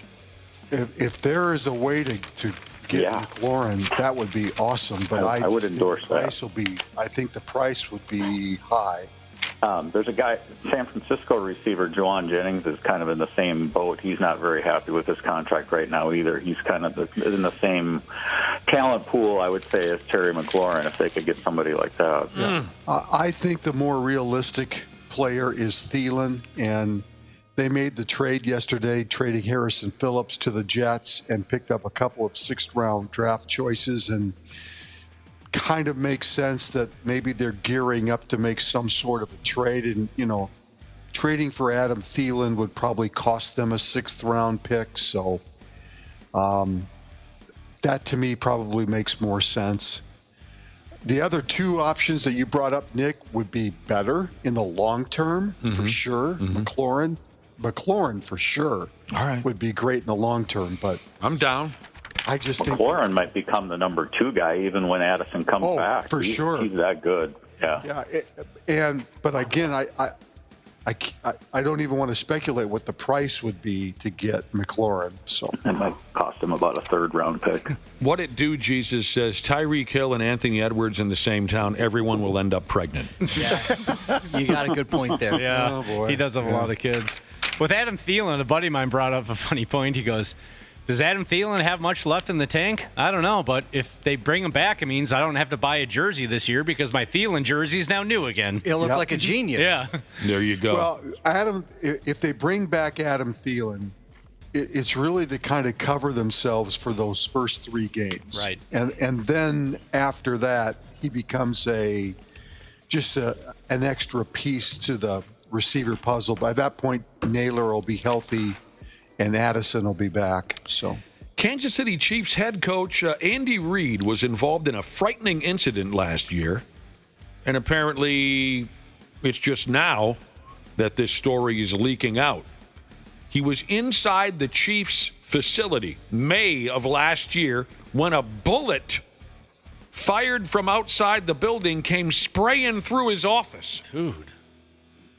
He was working alone in his office midnight when pop, pop, pop, pop, some shots were fired outside the building. Bullet came whipping through, missed him by about 15 feet, lodged itself into a wall between his bathroom and the door to his office.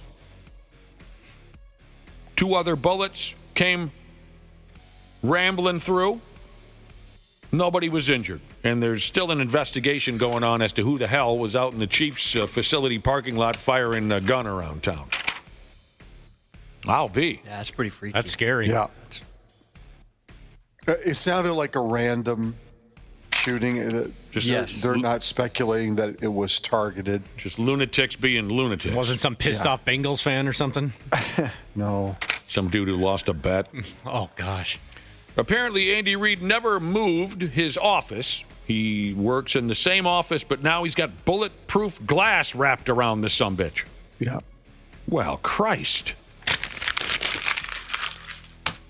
It doesn't sound right to me. Should be able to sit down and work without bullets screaming past your All right, fantasy football drafts, Randy Shaver. You're all done with those. You did those weeks ago, I would imagine. Oh, no. Oh, no? I still got more. Okay. Yeah. Fantasy football. Daily ones. Daily fantasy. That's coming up, yeah. And again, you're in 20, 30 leagues, right? Some sick, twisted addiction. Yep. I have a fantasy football podcast. Yeah, I'm all over the place. All right.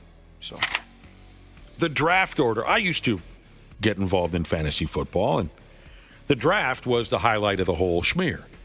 You get together with your bros, you drink a pile of beer, you're busting each other's balls back and forth. Usually there were guys in our fantasy football league that we normally didn't see very often. So, like a half-ass reunion in my garage whenever we had a fantasy football draft. Yeah. Did you ever do the thing where you knew which one of your friends was really impulsive and you'd get them really, really drunk before the draft so they would just make some stupid picks? No. That was always fun. I did have one dude that kind of creeped me out. Everyone knew the draft started at 6. I look out my door at 4 p.m. He's sitting in my driveway drinking Miller Genuine Draft.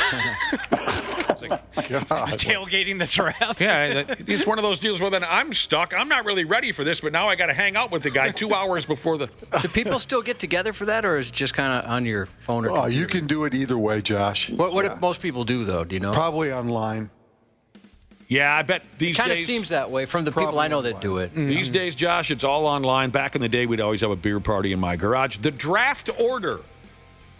There's a simple, straightforward approach to the draft order. You go based off of last season's standings. Sometimes it's more random than that. What do you think of this? Former Boston Red Sox catcher Jason Varitek, who's still working for the Sox in some capacity, he helped out his ball club the other day with the current players' fantasy football draft order. So here's what they did. Each of the current Boston Red Sox players wrote their names on a baseball, then had Varitek pour his old carcass into the batting cage there at home plate. And they threw him, a baseball with each player's name on it. The further the player's ball went, the better they got, the better pick they got in the draft order. That's kind of fun, right? Yeah. Mm-hmm. So I guess so each player had their own baseball with their name on it. Yes. Gotcha. Yep. And Varitek didn't know whose name was on what. No, he didn't know. That's good. That's good.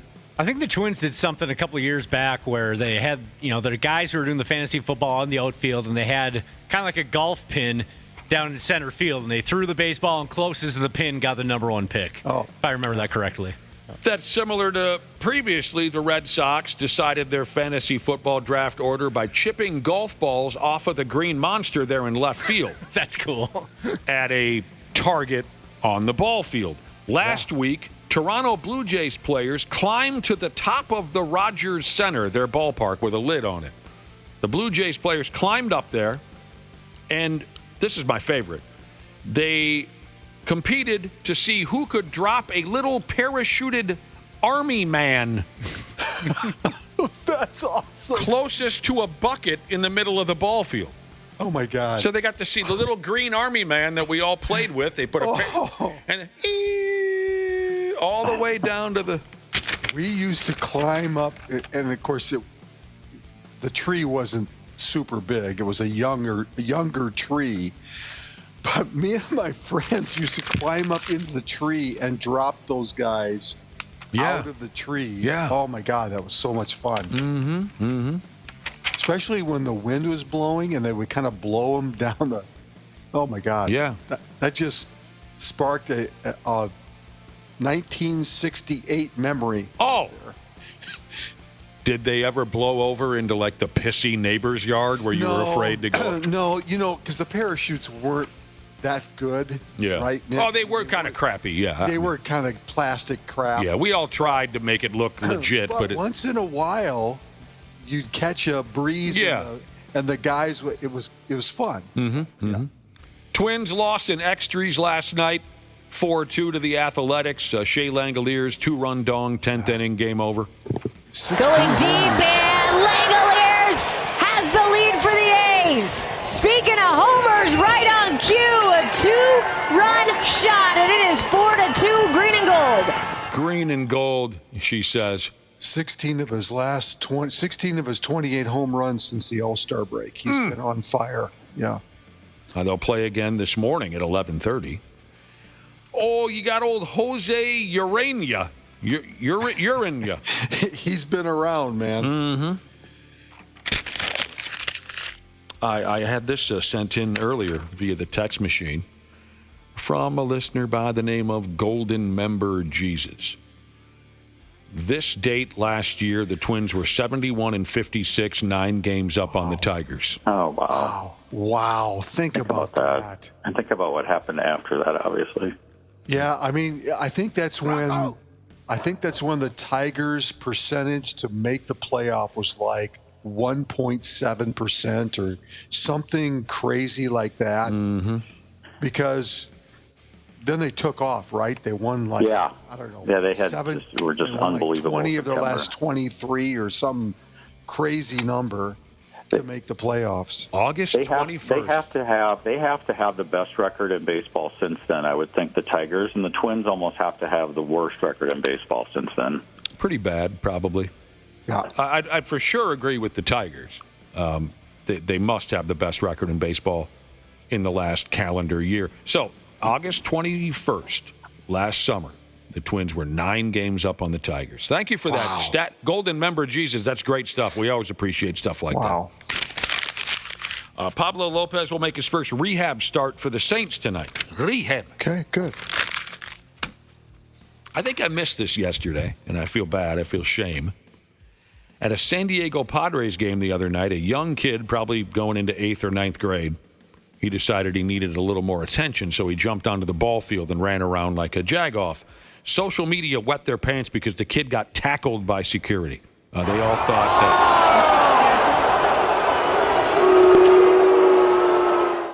And that's the crowd there. They all thought that the ballpark security was too rough with the kid. I say, if you want to F off like that, you should expect to get knocked on your ass. I don't care if you're 14 or 114. I hear what you're saying, but did you watch the video? Yeah, it was that the kid probably gets hit harder at football practice. Right, but I think the problem was the two guys had him. Yeah, he was contained. It was over. It was done. And then a guy came out of nowhere and, courageously took this little kid out from behind. I mean, I think that's why people were upset. Like, hey, it was all over. I think if they just tackled him from the get-go, it wouldn't have been as a big a deal. The guy that tackled him from behind is probably looking to get hired next year. You know what I mean? Basically, the two guys who had him held him up, and the other guy blindsided him. That's what happened. Yeah, it was all over. I think that's what the real people were upset about, that it was done, and this guy came out of nowhere and got him from behind. Well, it's kind of like an old doomsday device by the Road Warriors. They did some sneaky things from behind back in the day, the Road Warriors. Sure.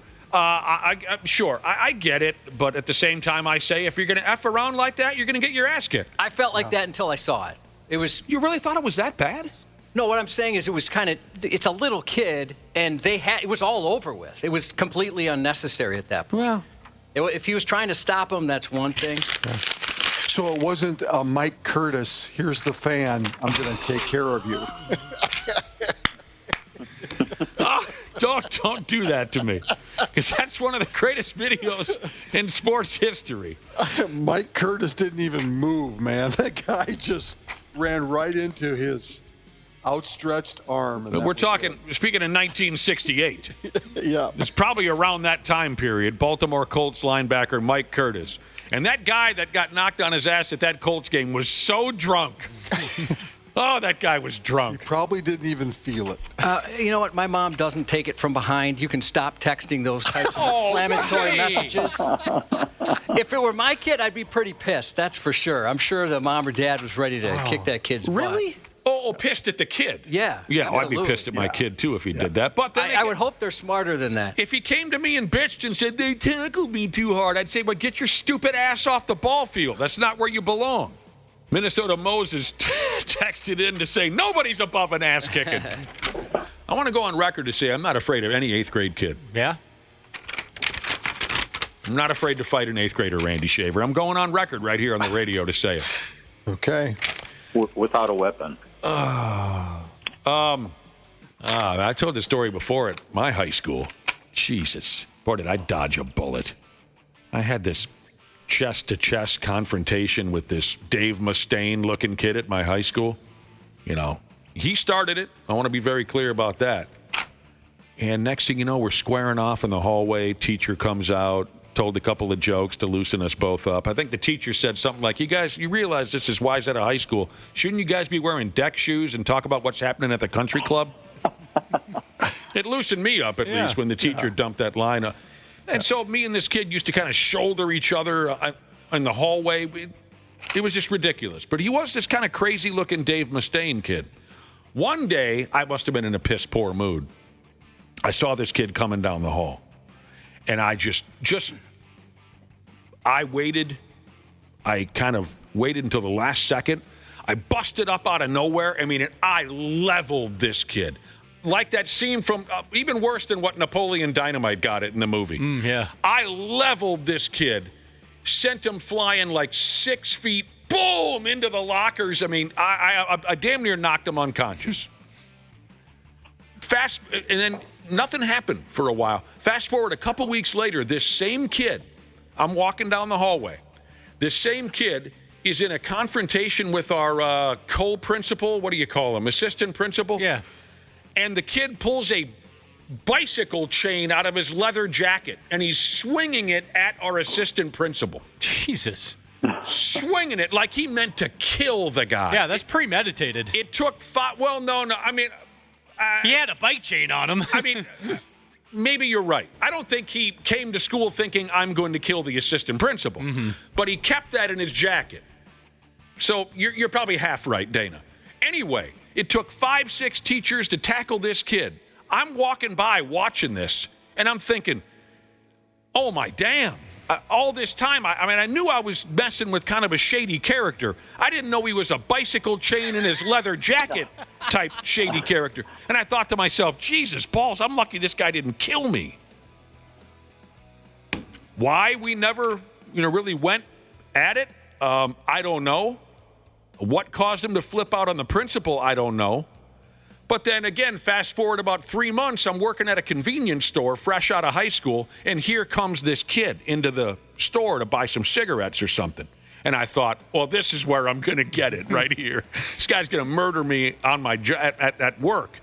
He says, hey, bro, what's up? I said, nothing much. We were completely cordial, and that was nothing ever happened beyond that. Maybe he respected you for actually standing up to him. I don't know. All right. What else is going on around here? Dallas Wings guard Paige Beckers, born and raised in Apple Valley, set the WNBA single-game rookie scoring record by dumping 44 points into the basket last night. Impressive. Yeah, not just that, but she shot 17 of 21 from the field, and that's a new WNBA record for shooting percentage while scoring 40 or more points. And her team sucks so bad. Oh! They shot 30% and they lost the game by a point. Jeez. Why couldn't the WNBA have rigged a draft so that she could have ended up here? Yeah, they should learn more lessons from the regular NBA. Yeah, they don't do the pull the ping pong balls out of the hopper. They should, because that way you can rig a draft like the NBA did last season. Paige Beckers. What's her actual hometown again? Hopkins. We always like to have a little fun with that. I know she's from Hopkins, or at least I know now. Well, she was born in Hopkins, but she went to Eastview High School. Eastview High School. She didn't. Was she not the pride? She was. Yeah, that's what they call it. They call it the pride of Eastview High School. We have Paige Beckers Day every year back at the school. Rookie scoring record 44 points. So she's better than Caitlin Clark, right? Well, she's playing. She can be on any given night. She can be, yes. I visited your alma mater once, Dana, and you played high school football for I sure did. The chalk outline of where you were tackled is still there. See, that's a funny joke, Josh, but the truth is I was never on the field long enough to have actually been in a position to be tackled. They mentioned that on the plaque. There's an outline and a date. Yeah. This is where he got his ass kicked by his own teammates after a game one time. They throw that in there as well. It says Dana Wessel was 17 years old. Damn. Shaquille O'Neal, who once stuck someone else's toothbrush in his anus because he thought it was funny. He's headed to a boxing ring. Oh, what an original concept. A non-boxer trying to fight in a boxing ring. My God, this bit. Shaq has accepted an invitation to fight a dude called Charlie Mack, who was, I'm not making this up, who was once one of Will Smith's bodyguards. Jesus. Hey, celebrity boxing and Charlie Mack. I accept. You did chop me in my neck, Charlie Mack. That's why I talk. So funny. Payback time. You name the time and place. I'll be there. Diesel don't run from nobody. You better check my police record, Charlie Mack. Yeah, Diesel don't run from nobody. He certainly doesn't run, but he also might stick your personal belongings in his anus. Yeah, I'm ready to be done with Shaq. That's just too much. That's made for hygiene. The time and place of this garbage event has not yet been determined. Nick just can't get past that. I will never get past that. You just cannot get past. Why would I? Well, how can you? Yeah, I'm more concerned with people that can't get or that can get past it and think, oh, all right, Shaq's still a good guy. Yeah, sure. He is not a good guy. But I used to think he was a good guy. There are things that happen in locker. Brad, don't do that to me. I know what you're about to say. You're going to say, like, oh, that stuff happens. So I'm not talking about the other stuff. I'm talking about Shaquille O'Neal taking his teammate's toothbrush when his teammate isn't looking, putting it up his ass, and then putting it back where he found it, knowing that his teammate will use that toothbrush in the future. Don't bring up the locker rooms are crazy. I know guys do things. We all know that. I'm not talking about everybody else. I'm talking about Shaq. He's not a good guy. Oh, my God. See what I mean, Brad? Just let it go. Yeah, I know. Oh, God. Is that Alexis? Yeah, that was 30 minutes later. It works. How's everyone here when it comes to swimming? I can basically just not drown. Yeah, so I can stay alive. Die. Yeah. Okay, I can't really get from place to place very easy. Right. We're all kind of on the same level. We had to do a swim test in middle school swimming to see if you were a minnow or a walleye. A walleye could go in the deep end. The minnows had to stay in the shallow end. And the test was you had to swim down and back in the pool. I could barely make it.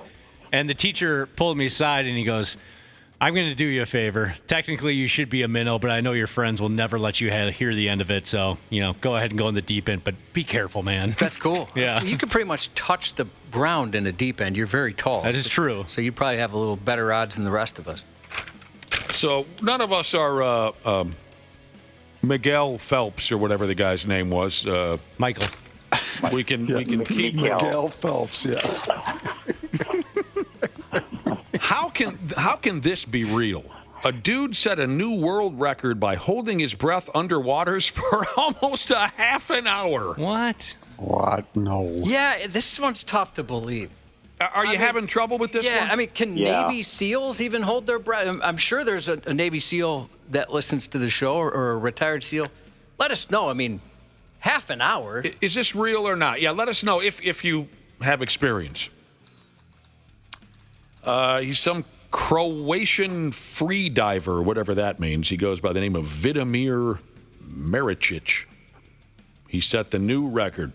A free diver is probably somebody that doesn't wear snorkel equipment. Okay. Right? I'm going to go along with it. 29 minutes and 3 seconds, he held his breath in a pool, and he peed in there, too. Maybe that's why he held his breath.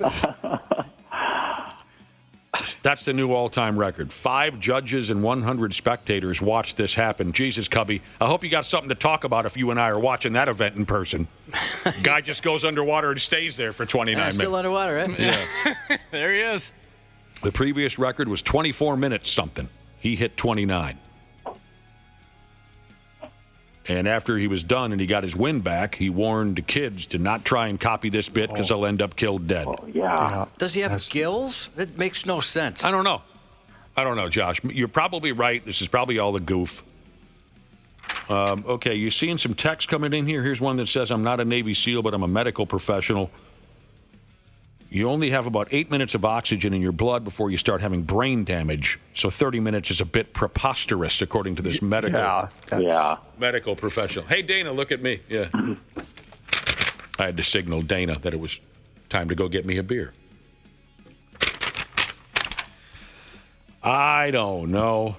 Now, did you catch this part of the story, Josh? You know who held the underwater breath-holding record for a while? That goofy-ass magician, Dave Blaine. You know who I'm talking about? Of course, yeah. He's kind of known for that type of stuff. I missed this. Back in 2000+8, Dave Blaine held his breath underwater for a long time. I don't have the minutes in here, but he did hold the record at one point. Dave Blaine held his breath underwater on the damn Oprah Winfrey show. Did anyone catch that episode? No. All right. Any Navy SEALs text in? Some people are saying a Navy SEAL can hold their breath for 2 to 3 minutes. At least that's the test. They have to be able to do it. So come on. I'd imagine there's. Yeah, I'm not buying. So this is BS. It's got to be 29 minutes. Some people are saying now that this guy who set the record preloaded with pure oxygen. I don't. That must help. What does that mean? Yeah, it must help in some way. A few people are saying that. Preloaded. Pre-gaming it. All right. Well, I know what freeloaded means. What does freeloaded mean? I'm freeloading. I know what that means. You should talk. Are you talking about freeballing? No, freeload. Freeloader. You know a freeloader? You're a freeloader, you're saying. I'm a freeloader. Yeah. Well, you just kind of hang around. Yeah. I got no worries in the world. I'm just freeloading. Yeah, you dick. Because we'll probably be dead before we get a chance to freeload. I always said a freeloader was like if I moved in with you and I just didn't pay any bills. That was what I thought too, Josh. Yeah, like I exist there and I'm just going to count on you to take care. I think that was like a Red Skelton character, Freddie the Freeloader. Yeah. Yeah, He's right? like a greasy bum and he kind of hung around. Yeah, it was Freddie the Freeloader. Red Skelton, for God's sake. We're the oldest men in town. I know. Freddie the Freeloader. Stocks Turkeys Jesus said he's not a SEAL, but some free divers and spear fishing guides around Hawaii can go upwards of 15 to 20 minutes easy. No, I just don't believe that. Holding their breath. Let's get Dr. Andrea in on this real quick. Yeah, There's got to be a way where you release the air but still get some in. You got to be able to take some in even if you're underwater. Brad knows all about releasing air. Heck yeah, he does. He's a dad. How do you gather air when you're underwater unless you're a perch? Well, in Mario, you run into a bubble, and that gives you your full oxygen back. Now, life is not Nintendo, Dana. Shoot. Our next guest, Dr. Andrea Johnston from Gurman Animal Hospital, has wandered into the building. Welcome back to the show, Doctor. Yeah, thanks. Good morning. You're an athlete, aren't you? I try to be. I was. If someone told you, are you a swimmer? Yeah, I did swim. Are you? Were you any good at holding your breath underwaters? I tried. I mean, because when I was a kid, I was so bad at it. I was so bad at it. When we took swim class in school, they'd see, they'd go under the water, see how far you can go. I could go like 4 or 5 pumps, and I'm back up, just gasping for air. Do you believe that a man, being a swimmer, do you believe that a man can hold his breath underwater for 29 minutes? Wow. What's the Guinness Book of World Records That's say? the record. That's the record? Yeah, that's the record. That's insane. I know. I don't think that's... Because the Olympic swimmers, if they do one length of the pool, they breathe once, right? They try and breathe just once. Is that correct? Yeah, because it, takes their time down. Jesus. Anyway, well, I don't know. We think that this guy... That's crazy. He should have been dead. He should have been dead. We think he's cheating us. My mom cannot hold her breath a long time doing a particular act. Is there any damn thing we can bring up? No, there's nothing we can say where people don't claim they have some sort of carnal knowledge of my mother. By the way, a devout Catholic her entire life, almost a nun. Yes. She just was on an extra on a religious television show. She has been, and all of what you're saying is true. She made her own outfit. Randy Shaver and Brad Ryder, we got to go. We'll talk to you tomorrow, Randy Shaver. Brad, thanks for joining us on a little extra day, and have a good weekend. Yeah, thanks, Brad. Yep, you're welcome. See you, gentlemen. See you. Coming up next, we're going to see about your house pets. You already heard the voice of Dr. Andrea Johnston from Gurman Animal Hospital in Minnetonka. So today's the big day. What do you think your house will look like? What the hell is that? Are we having problems with the board again? No, I think that was someone's phone. Oh, that was you. Okay, and that was Andrea. Okay. Sorry. It's okay. You get a free pass. We've always got mystery sounds coming from somewhere. Text her, 651-989-9393. If you have a question about your pet, Dr. Andrea is next on the Half-Assed Morning Show. The 93X Half-Assed Morning Show. Hey friends, Dana here. And yeah, sure, we got plenty of summer left, but we all know what comes next when the weather shifts from crotch soup season to frozen shriveled peas season. That's why I love my pals at Standard Heating and Air Conditioning. It's the perfect time to get them out and take a peek at both your AC and your furnace. Book your AC tune-up by August 21st and save $45 or save $90 when you bundle both. It's the early bird deal and it's the way to go for peace of mind on both ends. Go to standardheating.com and make sure to mention 93X when you book. Jim Rome takes on sports. Why? Because you're not playing me. With rapid-fire takes. Y'all went from the Super Bowl straight to the toilet bowl. He's not over the NFL. The NFL is over him. Scorching debates. All the good, all the bad, all the ups, all the downs. He's the Spitfire of sports smack. Sorry for what I said because it was appropriate when I said it, but I can't say it anymore, dude. You are killing the game. The Jim Rome Show podcast. Follow and listen on your favorite platform. It's Dr. Andrea. Here to save you about $5,000 and answer your pet questions. It's Dr. Andrea. On the 93X Half-Assed Morning Show. Yes, welcome back to the program. Dr. Andrea is here. The number is 651-989-9393. If you have a question about your pet, Dr. Andrea Johnston, Gurman Animal Hospital in Minnetonka, sponsored each month by the Stray Dog Restaurant and Bar in Northeast Minneapolis. And just for you folks, our beloved listeners, they're offering up to an additional 20% off all online orders with special promo code 93X. All right, you following that? That's go to the Stray cool. Dog Northeast website, order your food, type that promo code 93X into your computer, and you're looking at 20% off. We thank them very much for climbing aboard with us. Good morning again, Dr. Andrea. Good morning. We're always so thankful and appreciative when you make your way into the building, but I just learned off air we should even double that appreciation because it's just last night you got off a plane ride from Sweden. Yeah, from Norway, actually. Oh, we sorry. landed around 6 o'clock. Man. 6 o'clock. Yeah. So how long is that flight? Well, it was total of 12 from Norway to Amsterdam and then Amsterdam home. Man, you are the toughest character in no town. Kidding. You got to get back on schedule, right? I mean, it's the middle of the day there right now. I was going to ask, so how many 7 hours? hours. 7 hours ahead? Yeah. So. Very cool of you to show up. I after. love it. Did you have a wonderful time in Amazing. Sweden and Norway? Yeah, it was amazing. It was fun. Were you there for 2 weeks? Like 10-ish days. 10 days. Yeah. Was it tough to communicate at all? No. I mean, A you lot could of people text speak and English? call. I thought you meant home. You know what's funny? My kids look so Swedish that they would just come up and start speaking Swedish to myself and my kids. And I was like, I have no idea what you're saying. Little blonde people Yeah. in your family. Yeah. So, it was a good time. Big, stubborn Swedes everywhere. I'll tell you, you got it done. We appreciate you coming in after such a thing. Of course. Now, 651-989-9393 again is the number. We got lots and lots of questions coming in for Dr. Andrea as usual, but I wanted to start with this one, Josh. Off air, I'm reading through texts. I think you went off to the bathroom. You're not aware of this, Cubby, or Dana. You went off to the John.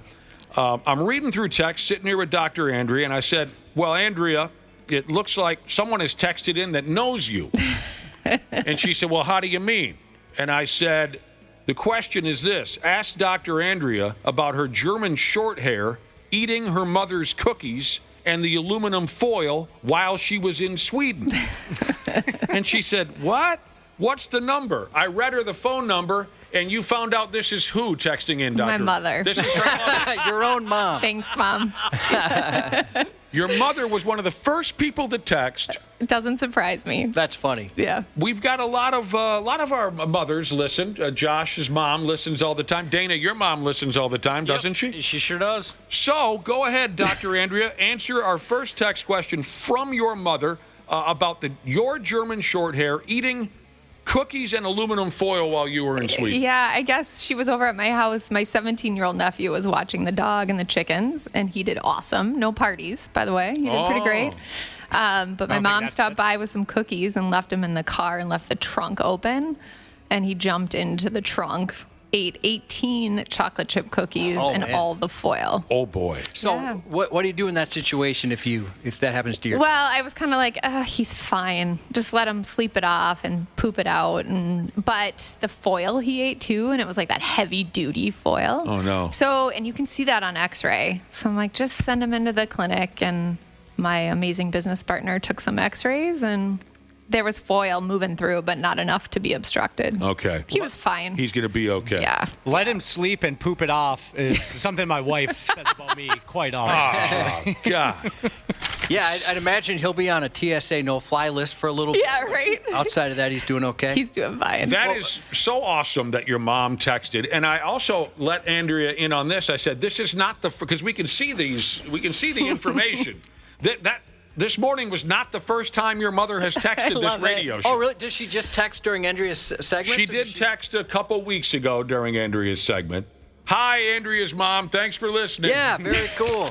You have a wonderful daughter. Mm-hmm. We've been honored to have her on the radio with us. There are a couple questions about food. We'll stay on food and pets. Yeah. Property Line Jesus wants to know, can dogs eat large amounts of fish food? I guess a dog got into some fish food. Oh, wow. Yeah, I mean, it's harmless. Good omega-3s. I'm not worried about it. What about jalapenos? Oh, man. Do they actually want to eat it? Yes. Benjamin said, my dog loves them more than bacon. He'll eat as much as I give him. Harmless. It's weird, but harmless. Yeah, I would imagine that'd be a diarrhea maker. Or reflux or something. Yeah. You know what's a beautiful thing about that half dog, half squirrel that my wife and I have at the house? That little character has almost zero interest in human food. That's amazing. I can put a sandwich, a hot dog, whatever, on the table right next to her, and she won't even look at it. Wow. Now, she does take an interest in when my wife is making a salad for herself. Obviously, you can tell by looking at me. When my wife is making a salad for herself, the dog gets very excited for little pieces of lettuce, things like that. But I can put a big old salami sandwich or something, Cubby, right there in front of the damn thing, and she don't care. One of my dogs loves ice. And so, that is a thing. Yeah, we got an ice maker on the door there in the fridge. And as soon as he hears just the first beep, he comes running from wherever he is. Yeah, I don't know why they like ice. It's nice and cool and refreshing, I guess. Crunchy, you know. Yeah. Weird. Yeah. Another very interesting, from the get-go, hell, we got a text from somebody's mother. That's very interesting. This one also very different. Can you ask Dr. Andrea about my 6-foot red-tailed boa? That's a snake? Wow, 6 feet. That's insane. Boa constrictor. Yeah. This listener asks, someone told me that the snake has been, quote, stargazing. What does this mean and how do I fix it? Oof. And you know a thing or two about snakes. Yeah, well, a thing or two, right? Maybe a thing. Mm-hmm. But stargazing in dogs and in snakes is a neurologic sign. So if they are looking up at the sky, kind of wandering their eyes, it's oftentimes a neurologic issue. Ooh. In that snake, they can get viral things that can cause that. That I would get that snake checked out. If a boa constrictor comes into German Animal Hospital, are you the one who steps up and says, I'll handle this, or do you? I don't think we've ever seen a boa constrictor. Never seen a boa constrictor? No. Are there any animals that freak you out where you get a little bit the heebie-jeebies? Not like the little guys, no. Honestly, horses freak me out more than anything. Oh, really? Yeah, I mean, because they could kill you. And they'll stomp your guts out. Yeah. They will. They sense my fear. What about... I think they sense the same thing in me, yeah. Another food-related one. This is from Retired Liquor Store Jesus. Got a new kitten and an old Maltese. The new kitten eats the old dog's food. Is it bad for the kitten to eat the dog food? No, that happens all the time. Cats like dog food and dogs like cat food. I don't know why, but it is a thing. It's not harmless, but I would make sure that the cat stays on some type of kitten diet consistently. Okay. You can mix it in. All right, what about ferrets? Oof. I don't see many ferrets. Okay. They're cute. I have a friend They who are had cute. a ferret. Yeah. Well, Don't they stink? They do smell. Okay. Mm-hmm. Let's see where you can go with this as we're chatting with Andrea Johnston from German Animal Hospital. Is it safe to bomb for fleas if you have ferrets? Of course, they'd be out of the house during the bombing. Varnished Jesus asked that question. Yeah. Okay. I mean, we bomb the clinic all the time. If we have a cat or dog come in with fleas, you bomb the exam room. People bomb their house with it. It's just like, bomb is a term, but it's Sure. like a spray. It is safe. Okay. Yeah. You want to get those fleas out of your house. That's not safe. No, I mean, Yeah. I had Springer Spaniels that just were covered in fleas. We're always battling with fleas at the house. They're a mess. Yeah. Hardcore Flooring Jesus has a rescued German Shepherd, 60 pounds. It says that was shot, he was 60 pounds. I'm not sure if they mean when we got him, he was 60 pounds. Okay. And now he's 100. Whoa. What weight should he be? So I'm guessing 100 is heavy. Your response? 100-pound German Shepherd. Yeah, that's a lot. Wow. So ideally, you should be able to feel their ribs, but not see them. And shepherds, if you look at them, I mean, they have that big barrel chest and those thin hips.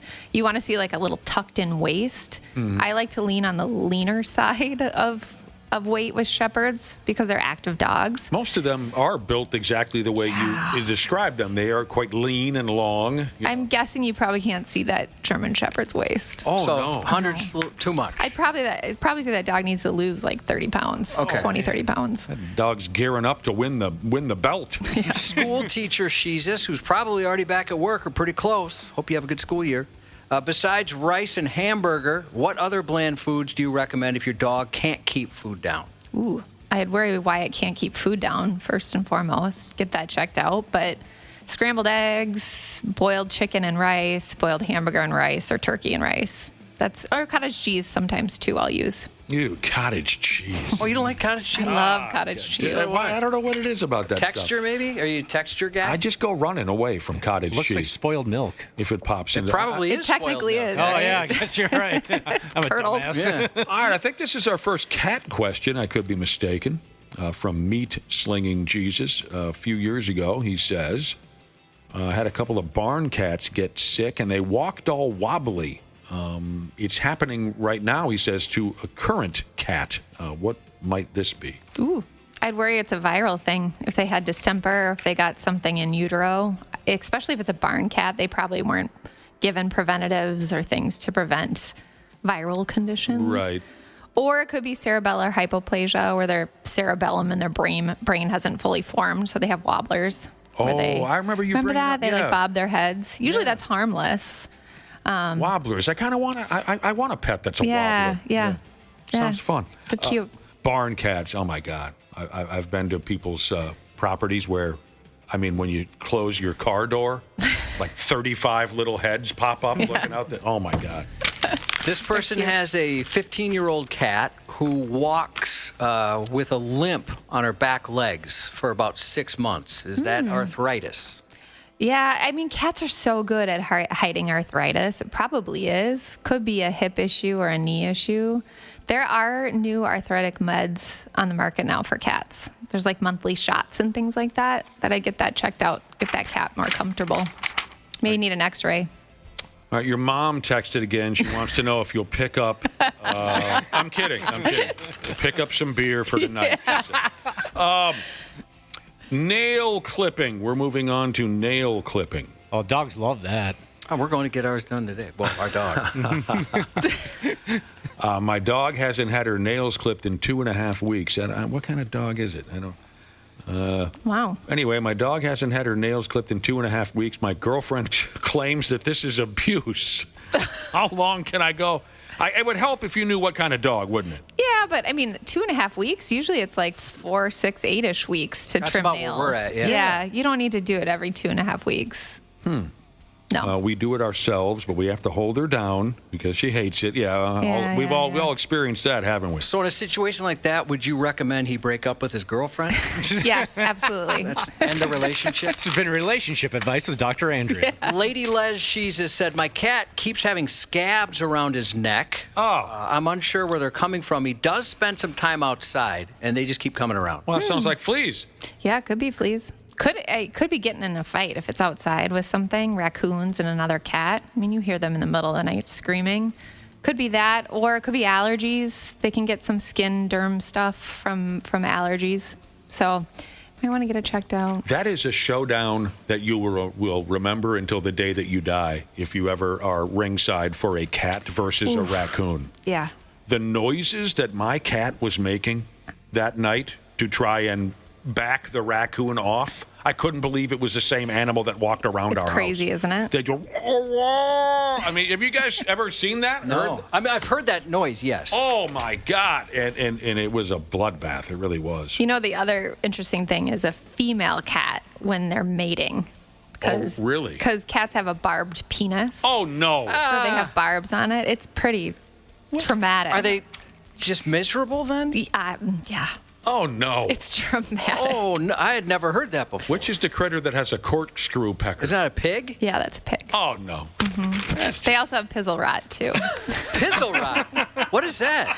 That's that pheromone, that odor from their penis. I remember learning about pizzle rot Pizzle Rod. Worst smell on earth. Worst smell on earth. We got to give someone in the building that nickname. we got to call somebody Pizzle Rod. I think, Dana, you're the perfect candidate. Pizzle Rod. What's up there, Pizzle Rod? Oh, man. We got to take a break. Our guest is Dr. Andrea Johnston from German Animal Hospital in Minnetonka. It's Dr. Andrea on the 93X Half-Assed Morning Show.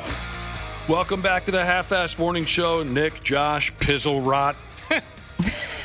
And our guest, Dr. Andrea Johnston from German Animal Hospital, is here, and she's ready to field a few more questions. I had a couple questions first. Day one of the state fair today. Yeah. Are you a state fair person? I mean, like every other year. Yeah? I like to see the animals. Yeah. Yeah. Have you ever performed pet surgery there at the dog barn? No, I've been asked to, but I haven't ever done it. Fascinating. Right? It's fun to watch. Fascinating to me. Now, well, in the old days, I used to actually walk a couple of vets out and perform. Oh, cool. Yeah. But now they just show it on video. Yeah, they don't do it in the room anymore? As far as I know, I thought that had stopped. But I've always been a fan of the pet surgery display. What about the Miracle of Birth? Love that place. Yeah, I worked fun. there in vet school. It was so fun. Did you really? Yeah, super fun. Were you handling like the little chickadees? The little sheep, the little the lambs. Yeah. Yeah. When those cows give way, that is a mess. It's insane. Yes. I like the Miracle of Birth barn. I do. It's adorable. But you see things that you might not be prepared for. It's unpleasant. We were going to try and sneak Ashley in there this year, just put her in a pen. Oh, that's just gross. But unfortunately, she already gave birth. Don't you think she would have been fine laid out next to a goat and a cow? We just put a little bell around her neck or something. That's just mean. Here's a very interesting question concerning the state fair and your unlimited abilities as a veterinarian. A listener wanted to know, could you say, like, walk through the cow barn and sift through the feces and diagnose a problem with one of the cows? I don't think so. Boy, you know what? That's a good question. Are there conditions you can just diagnose by odor? Well, yeah. I mean, for sure, I can smell a UTI when I walk into an exam room. Oh, really? You can smell an ear infection, a skin infection, for sure. Yeast, I can smell. Is that just experience, or are you taught that? No, I think it's experience. Experience?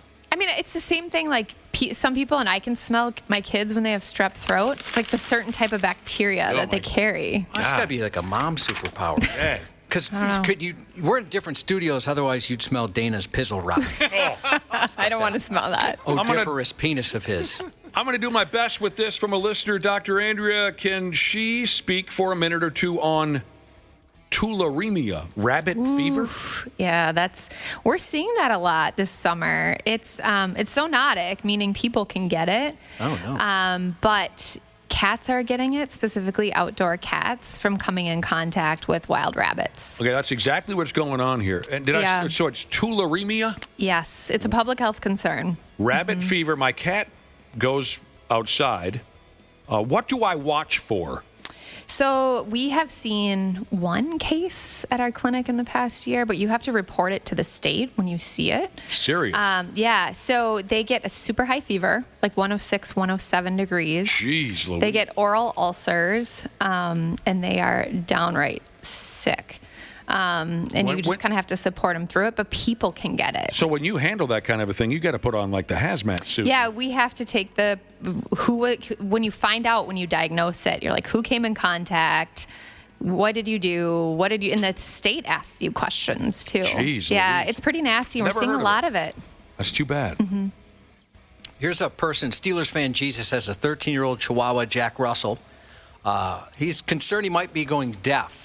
The dog, not him. Is there a way to check to see if he's losing his hearing, or is he just realizing he doesn't have to listen to me anymore? Selective hearing. If that's the case, I have a 13-year-old boy at home who might be going deaf. I have a couple of those. A lot of times they lose like the mainstream level hearing first, and they can hear like the high pitch and the low pitch or the vibrations. But at that age, they're going to lose their hearing. It's just a reality, just like a person. Yeah. We were talking earlier, thanks to a text from Dr. Andrea's mother, we were talking earlier about your poorly behaved German Shorthair. Yeah. Okay. Here's a question about a German Shorthair. I'm looking at buying one, a listener says. A puppy. Everyone tells me they're psychopaths and very hard to calm down. Is this true? So I tell people they are like 0 to 100. If they are run and exercised and hunted, or they go far at the dog park or whatnot, they will be the best dogs on your couch. You got to wear them out. They got to be worn out. Okay. Yeah, they can't just be sedentary at home. Like a border collie. Yes. Yep. Ah, cute little German short-haired puppy. This person's dog developed red around his mouth, and he's licking his paws a lot. Do you have any suggestions for that? Yeah, it's so funny. One of my technicians at the clinic is like, the day the state fair opens is the day ragweed comes out and dogs get allergies. So, and my guess is an allergy. I'd get your dog on some allergy meds or get it checked out. Might have a skin infection too. How about a dog that ate a big batch of ghost peppers? Oh. Poof. Oh, dude. It ate them? It chose to eat them? Apparently so. This is, I guess I don't have a name connected to this text. 4 years ago, I was growing ghost peppers to make salsa. My dog decided to eat the ghost peppers. Ever since, he's had stomach problems. Is there anything I can do to help him? This is a Blue Heeler Rottweiler mix. Fascinating, like you were hinting at, Dr. Andrea, that the dog would even take an interest in such a thing. I mean, their stomachs are different than ours. I don't think the stomach upset is related to the ingestion of the ghost peppers. Their stomach acid is like insanely strong. So after 4 years, you don't think? No, okay. I think it's unrelated. Okay. But that's interesting. Drinks a lot of water and pukes, well, that's common. Yep. Okay. I know. It's funny when they do that. You've answered this question before. You like that? Yeah. You get a kick out of fresh dog vomit on the floor of your... Oh, but it's just water. It's just like, you dumbass. You knew you drank too fast. Yeah. I've done that with tequila, but never water. Okay, apologetic Jesus. A few people text us in, and I know you've answered it before, but we get so many. It's good advice to probably get out there again.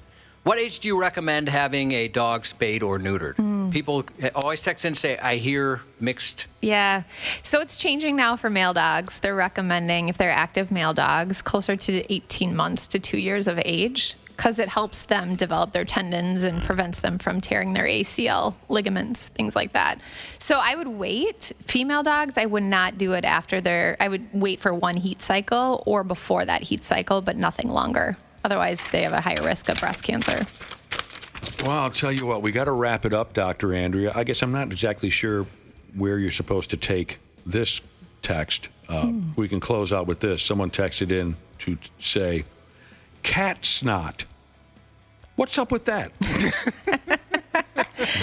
It depends. It depends. My guess it's probably an upper respiratory infection. Cat snot. Cat snot. Dog puke on the floor. Cat snot everywhere. Pizzle rot. I can smell it across the room. What a... Do you? I don't know if this is a joke or not, but I know we're running late. But this person wants to know, my dog ate a rabbit. What should I do? Oh! I mean, nothing. Just watch for GI symptoms and check a fecal sample. Make sure there's no parasites. Ew, the breath, I would imagine, is something after... I mean, the amount of dogs that eat rabbits at our clinic come in. My friend's dog actually ate a rabbit last night, and she told me that she had a little funeral for the rabbit. Oh. The guts and the head and the eyes and everything. They'll eat everything. They will. All right, here's the deal. We got to get going. But Dr. Andrea, just for the record, for you fans...